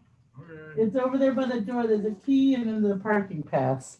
Sorry, my son just came in from college. All right, so you start by saying it's long and then I say Angel and answer the phone. Oh no, that was the it's long as Rebecca typing like so I start with anyone gonna get that? yeah. Okay, all right, here we go. Anyone gonna get that? Okay, I guess I got it then. I'll have to take this one. Whatever, it's cool. Help desk, this is Jerlene. What seems to be the nature of your problem? Hey, so I'm trying to log into the network and I can't seem to make it. Oh, okay, boy, that's a challenge. Glad I picked up this call. I'm sorry? No, go ahead. Walk me through how terribly difficult this is. So I put in my ID and my password and then it says it can't log me in. You never have trouble? This is your first time encountering an insurmountable difficulty? So difficult, in fact, that it prompted you to call the help desk? Yes. You feel this problem is so hard that it demands assistance from a paid professional. You can't crack the nugget. It's so impossible to figure out. Did I catch you on a bad day? Why would you say that? It just seems like you have kind of an attitude. What? I have an attitude? I'm just sitting here minding my own business. I'm not the person who can't figure out how to log into the network. I'm in the network just fine. I got no problems. Right, but you work at the help desk. You know all about me, don't you? All about me. Can you just help me, please? Oh, now you need help. Just a minute ago, you were saying I had an attitude, and now all of a sudden you're desperate for my assistance. I don't know. Maybe you think it's cool to insult someone and then demand that they help you. That's how it works where you live. You do, I guess. So with my password, please help. All right. Have you tried turning off your computer and turning it back on again? Does that work? No, I'm just saying stupid stuff to keep you occupied. I'm just making up stuff here because that's what I like to do with my time. Turn off your computer, then turn it back on again. Do it. Do it. Okay. So now I turn it back on? No, we just leave it off. Oh. Of course you turn it back on. What part of turn off your computer, then turn it back on again didn't you understand? Did your brain just cut out after the first part of my instructions? Sorry, How are you going to log into a network with a computer turned off? How are you going to do that? Are you magic? Do you have magic? Are you a wizard? Are you going to produce a magic wizard wand and abracadabra yourself into the network? Is that what you're planning on doing? No, I don't know. Maybe. Is your computer back on yet? I'm booting it. I guess we wait for that then. Look, I'm doing what you asked me to do. Just not fast enough. I've got other people to help, all right? I got people who got real problems calling me. And what are they going to do if the line is busy? God, I don't know. I just can't log into the network. And it's my problem that you failed? Take some responsibility for your own actions. I'm trying to. I'm having a very hard day. I bet you are. It's about to get even harder. Oh, no. Did you remember your password correctly? Yes. Did you? Yes. Stop lying to me. I know you're lying. Did you enter your password correctly? I think so. Before you were sure, and now you just think so. Which is it? I don't know. I don't even know who I am anymore. God, I tried to do the capture thing and it asked me if I was a robot. And I started thinking about it and I was like, am I a robot? If I was a robot, would I even know? I mean, maybe I am a robot and I'm programmed to think that it's a human being. And all of a sudden, I didn't even know if I deserved to get into the network and if I couldn't even prove that I was a human being. And maybe, I mean, God, I'm just a brain in a vat and this computer simulation and God. Hold on. I think I got in. I made it in. I made it in. Thank you. I think I learned something today. I think you did, lady. I think you did. You saved me. You saved me. Just doing my job. Just doing my job. You're a human being. Please remember that. Thank you. Thank you again. Because a robot would never make a mistake, dumb mistake like that. Scene. Great. Great. Well, we know why that's Carol's vein of gold. Thank you, Ashley. Ashley, you know, one of the reasons I cast you in the green room, and I'm just talking out of turn here, is because you go to those places very quickly. You can go from sweetest pie to nutball in half a beat. And being able to change that emotion is your vein of gold, because you look so sweet and you are sweet and kind, but the way you can go in to those darker places, especially when you were Anna in the green room, just that song you did, I knew that you were playing a part of the character that I had never seen before. And that excited me when I saw your audition. So let's talk about this scene. This scene, you were the same. You're a very sweet person, very frustrated. And the way it mounted and the way you let yourself go out of control is fun for us to watch. And that is your vein of gold. Does that make sense? Mm-hmm. Watching a character spiral out of control, but the actors being in control of it is fabulous to watch out here. And I think we feel for her because, she's just frustrated and then she's not getting the help and the support, and she held on like, I just want help. And well, she also meets a shit brick house like you who's not going to help her, pardon my French, but she meets an obstacle like you who's not going to move. And watching someone a sweet demeanor like Ashley come up against a mountain like a Carol would, that is great to play. It's fabulous to watch. Anyone else see that? Anyone else want to tell Ashley about her vein of gold? Yeah, I saw a character who clearly was frustrated and was already breaking down, but then puts up a nice veneer. And then all of a sudden this person just comes and just knocks it right down. And you're just like, well, all hell breaks loose. Here we go. But you're very good to go back into that veneer so quickly. I could just feel the character. See, I think, and that's what makes it really exciting. But there are people who can go crazy when they're under pressure, but you don't start it crazy because you start with the veneer. It's an interesting journey and then you go back to control. Your ability to okay, this is like a cat who falls out and lands on his feet. I meant to do that. And it's so it's the ability to snap back into control that makes it the explosion really, really exciting.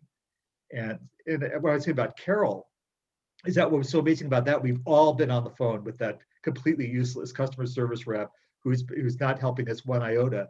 but like I typed that a good actor makes you hate the villain, but a great actor makes you root for the villain.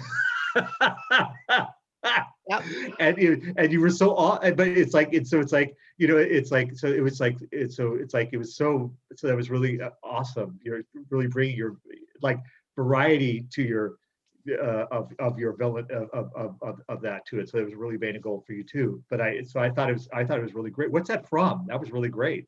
Yeah, what is it from? Do you know? Yeah, the help desk. Oh, okay. Oh, it's a like a play called The Help Desk. Or did she Uh, write it? Rebecca just sent, like, it looks like she copied and pasted the dialogue into the email. So I'll have to Okay. look up like if it's a. Yeah, we'll have to. There was a British show called IT, and they kept doing that. The Turn on and IT off your crowd. computer. Yeah, and they just kept saying, turn on and turn off your computer. But Yeah, so it was that same vein, and we all like it because we've been in your shoes where no one helps you. right. It I love did the sound Carol. I love familiar. Carol's character for that reason. I'm like, oh, those are all the things I want to say. I know. Exactly. Okay, so we're gonna move on to Samantha and Dan. And Samantha, tell me about this scene. Well, this is something that Alex sent to me, and it's something taken by a writer called Joseph Arnone, and he's written a lot of things, like mostly short stories and monologues and stuff, and it's kind of cute. So, Okay. And why would you say this character is your vein of gold? well, it kind of is in a way, because it's like somebody that's working in a place and, you know, just totally fed up with stuff and just wants to get over with whatever she has to get over with. Okay. So let's see the scene. Let's go for it, guys. Okay. Let's see.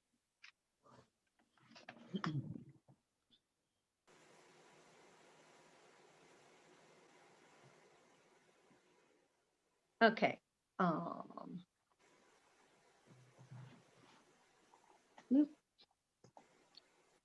How you doing? I'm Becky, and I'll be your tour guide. Hi. Yeah. So let me show you around this dump. I don't know why they keep making me do this shit, but here we go. Another tour. Yay! Follow me. Oh, right off the bat, stay away from that guy. He's a koch. What? A tchotchke. What's a chotch? Okay, look at him and say the word chotch, and it will all come together. So stay away from him. Oh, let's move on. Oh, yeah. Make sure you don't sit in front of Linda. Sit behind Linda because she likes to fire launch. What do you mean? Yeah, she's a pick and roll type. Pick and roll? Yeah, she digs deep, you know? She likes to pick and lick and stick and flick. Get it? Oh, she's Yeah, you got it, honey. So sit behind her to avoid any problems during fire launch days. that's terrible. You gotta see it to believe it. All right. So don't use this men's bathroom, even though it's closer, because we have Greg doing all kinds of things in there. And you meet Greg? Greg, no. Management must like you. I don't follow. Well, Greggy is an offie. And all the men just prefer to use the bathroom downstairs so that he can have his own bathroom. All the guys just, left it that way. Right. Speaking of which, let's take the stairs. I'm not into elevators. I got caught in one and for 4 hours, and there was a dead guy in it. A dead guy. Friggin' heart attack. In an elevator? You betcha. Oh, before we get to the first floor, let me tell you about Marva. Did you meet? Oh, yeah. I met Marva. Okay. Well, don't get drunk in front of Marva, ever. Well, she likes to go out after work for drinky drinks. And, she just kind of, is very forward and pours herself all over everybody. But she's been with 3 men and they've come back different. You know what I mean? I think she's a vampire. They've never been the same since, Real? You want to find out? No. There you go. Remember the following. Vince is a druggie. Carlos smells like BO. Don't want to go near him. Misty is a bitch. Max is a tightwad. And Hannah, she likes to talk to birds. So Ryan won't be here much longer. And you got to stop checking out my boobs. What? I know my jugs are full, but if you want to keep things going on here, you better stop hammering them with your eyes, kid. Oh, I wasn't. Oh, that's okay. There. Don't worry about it. I like you. You're a sweet boy. Just do your job and stay focused, and everything will be all right. You'll do fine here. Just keep your eyes where they belong. I'm sorry. I really wasn't. No harm taken. If you just look straight ahead, the cafeteria is right down there. We can go grab a coffee for the rest of your tour. How's that?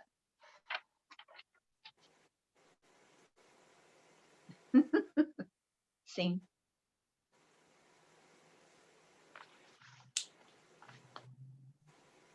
Nice. Now, Samantha, that is total your vein of gold. Like this lady who is just, she's in her own world. I mean, she's showing this guy around, but she's in her own world. And Dan, you did that great bumbling kind of guy that's kind of the temp who like stumbled into like this, and you're like, what the hell is this lady? And Samantha, you played that lady with 100% integrity. She's completely knows her position. She knows all the gossip, and she yarns it on and on and on. And that is funny. I'd love to see you take this scene and memorize it and bring it up to a full performance, because there's so much in here that you could do with your vein of gold. Like she's like pointing out everybody's inadequacies and craziness, but she herself does not know her own kind of insanity. And that is great to play. So anyone else, did anyone else tell her? Gossip columnist is what Yeah. came to my mind the whole time. Gossip columnist, and yeah, like being in her own world. And I thought it was very castable into a variety of roles, like real estate agent, or any character behind a desk that really knows like that world and that business that she's in. There's always the character, the one person who's been there 30 years, who's seen everybody and known everything and been there too long, who's, and gets all the fun wisecrack lines. So, but as soon as I read this, I thought, wow, this really is your vein, because it's your own world, Mhm. and so it was. I think it'd make an amazing. It could easily be a great monologue piece. Absolutely. And she rules, and to what Dan was saying, she rules the roost. Linda, I mean, Samantha, you're not afraid to rule the roost and to say, I'm the big chickadee here, and all you other people are basically coming through the revolving door. And Yeah. that, that's sort of like the Cinderella, the kind of, not the Cinderella, but the wicked stepmother part of Cinderella, the one that's like wicked. I did that Yeah, role. I bet, and I bet it's hysterical. I love Anyone else see her vein of gold? Yeah, absolutely. I thought she plays those extremely eccentric characters very, very well. I was watching her and just thinking of Mrs. Roper, who's just in her own little world and not doing any reality. We could be talking about the Chicago Bulls and she's bringing up butterflies. But very well done, very entertaining. Yeah. Dan? Yeah, the storyteller was there. I have a question about the vein of gold that's hitting me as an actor. So I used to hear actors criticize, somebody says, oh, they're just playing themselves. It's like that used to be a criticism of real actors completely transform themselves. But I'm thinking of amazing actors like Thelma Ritter, if you know, like an older character actress who, it's like. Of course I know Thelma Ritter. Well, the younger ones, they may not, but the point is like that. But the vein of gold seems like playing to your strength is not a weakness as an actor. It's a strength. It's like a way of different. But like as young actors are told that playing something like yourself is somehow weaker, and it's not. And it's like rethinking. It's like we were taught as young actors to not play like there was something wrong if we brought our vein of gold to the. Does that make sense? As young actors, we could be taught by teachers not to. They tried to take the vein of gold out of us because they thought that was the key to playing different characters. Well, yeah. Yeah, it's a different way of thinking. That happened to me all the time. When I was in college, they didn't tell me play comedy. I was learning Chekhov, Shakespeare, and Restoration comedy, stuff that I had no business. I had no knowledge of even really understanding what it was. I had no life experience to understand the characters, and I didn't know anything about myself. But if I were taught with that voice and your size, lean into Woody Allen, I would have understood myself more and probably booked more, because I was always trying to put on an artifice with my acting. And I didn't, and I don't think it's about playing yourself. I think it's about knowing yourself and projecting that into the character. Does that make sense, Dan? Because it is, but it's I'm grateful that we're discussing this, because it's interesting that often what works is totally different than what we're taught in academia is not necessarily, no, it's just different, and I appreciate it. I would have wished I'd leaned into it much earlier, the vein of gold. Well, what we're taught in academia is just sort of acting by numbers. This is what real acting is. They'll put up a Meryl Streep and go, this is what acting is. And to me, it was translated to, that's all acting is, but it's not. When I'd go out and audition for stuff, I'm like, I couldn't connect the dots between myself and a lot of the characters that I was playing. And it wasn't until I discovered this vein of gold that I finally said, oh, what I have is enough. And if I act, and I act from that place of knowing who I am, then I give stronger performances. I'm not going in there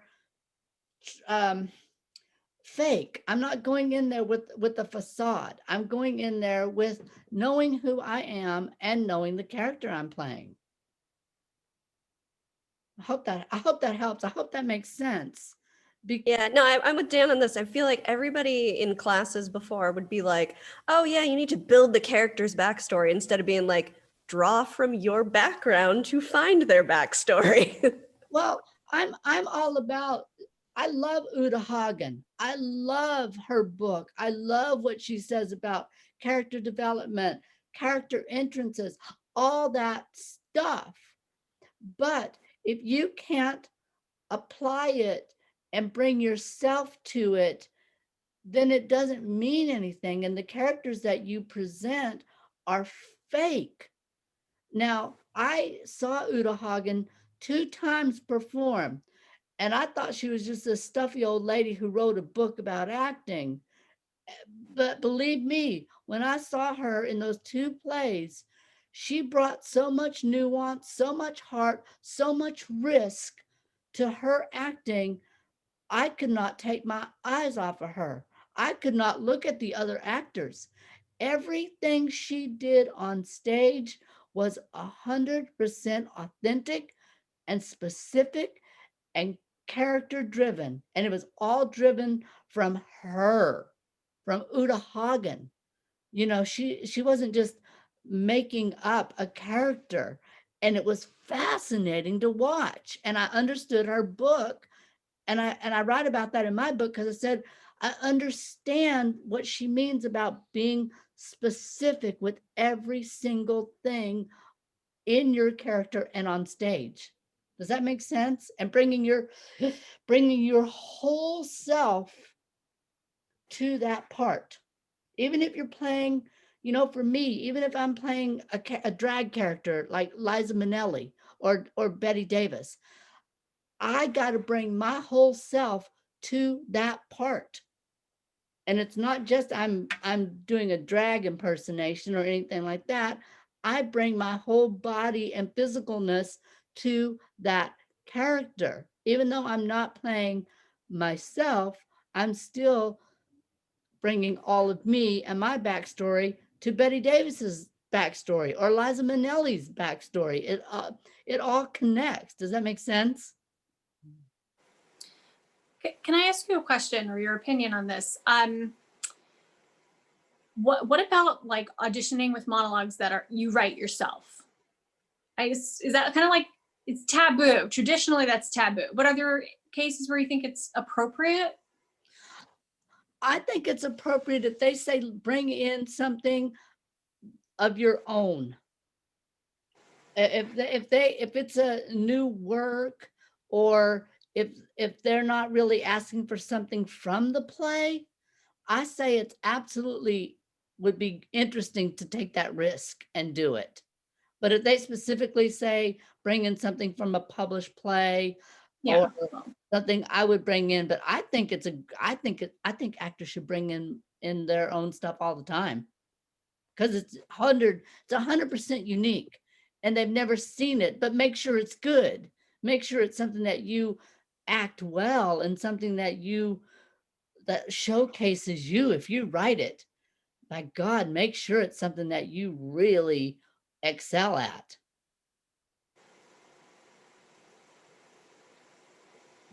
Anyone else? Any other questions? One more thing. So then, if you're ever like, "What's my vein of gold?" You know, I'm starting to go off path.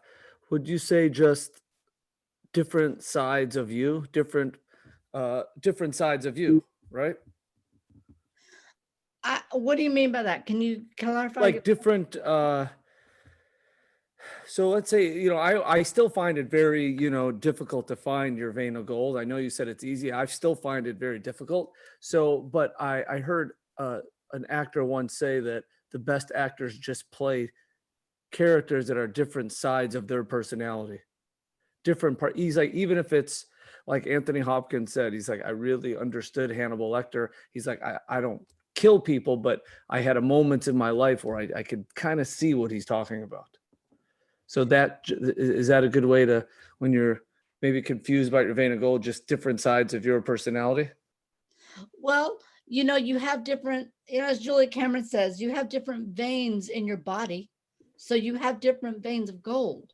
You know, if you read the book, if you look in my workbook, you'll see that I have listed 2 different veins of gold of mine.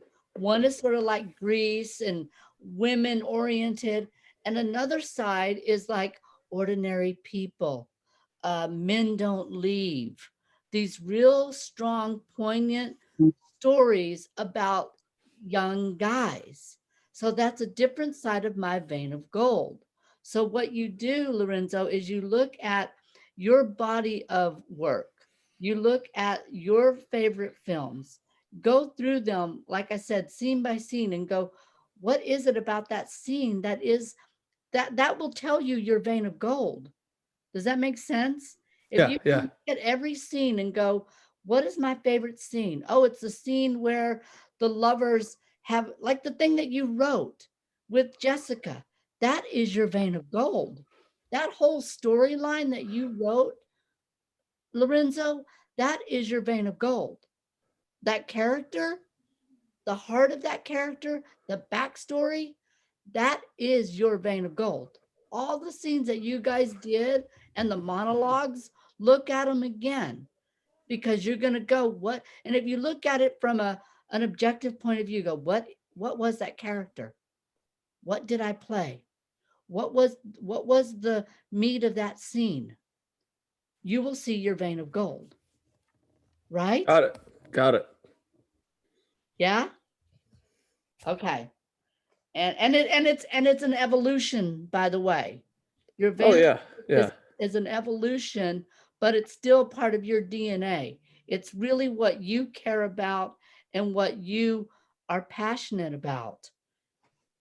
Yeah. Yeah. Yeah. The stuff today, definitely, I feel good about. Definitely a vein of gold because it's, I don't know, like anger has always been an easy as part of my life, I guess. I don't know. Well, and when you say it's a part of my life, anytime you say it's a part of my life, or anyone says to you, you know, you, like I keep telling Carol, you know, that Kathy Bates thing. Anytime someone tells you something about you as an actor or a person, and I don't mean criticism, I mean when they say you're, you know, you're like, people used to say to me, you know, you're like Woody Allen, you're a little nutty, or, you know, or you're little, and then when I started auditioning, they go, you know, you're just like Leslie Jordan. I didn't even know who he was. I'm like, who the hell's that? And I was like, oh yeah, I am kind of like him. But I had to lean into it, and now I can work with it. And so, you know, anytime someone points out to you who you are, take it to heart and go, oh yeah, I am like that. That is my vein. And write it down and make notes about it, because the more sure you become of your vein of gold, Lorenzo, you have a very strong vein of gold. And it's that lovable loser. And you play it so well, and you write it well. And that is a very strong part of your vein of gold. And you also have that angry Italian guy too. And that's a part of your vein of gold as well. That sort of, is he in the mafia or not? You know, that, and those dynamics, the lovable loser and that like gangster kind of guy or angry Italian, those vein of golds exist at the same time within you. So it gives you a good range to play. Yeah? Yeah, got it. Thank you for clarifying. Okay. Well, you guys, we've gone over, but this has been extraordinary. You guys have a wonderful, safe holiday, and stay in touch on Facebook. Email me or call me anytime you need me. Stay in touch with each other. Keep acting. Never give up. And I will see you around. Thank you, Steve. Thank you, Stephen. This Thank was you. great. Thank you so Thank you. much. Everyone have a happy holiday. Merry Christmas, everyone. Be You too. safe. Oh my Merry God. Merry Christmas. Christmas. Stay safe. Great 2021. Yes. Let's all Yay. create partners. 2021. safe. Bye. Go on. Bye. Bye. Bye, everyone. Thank you.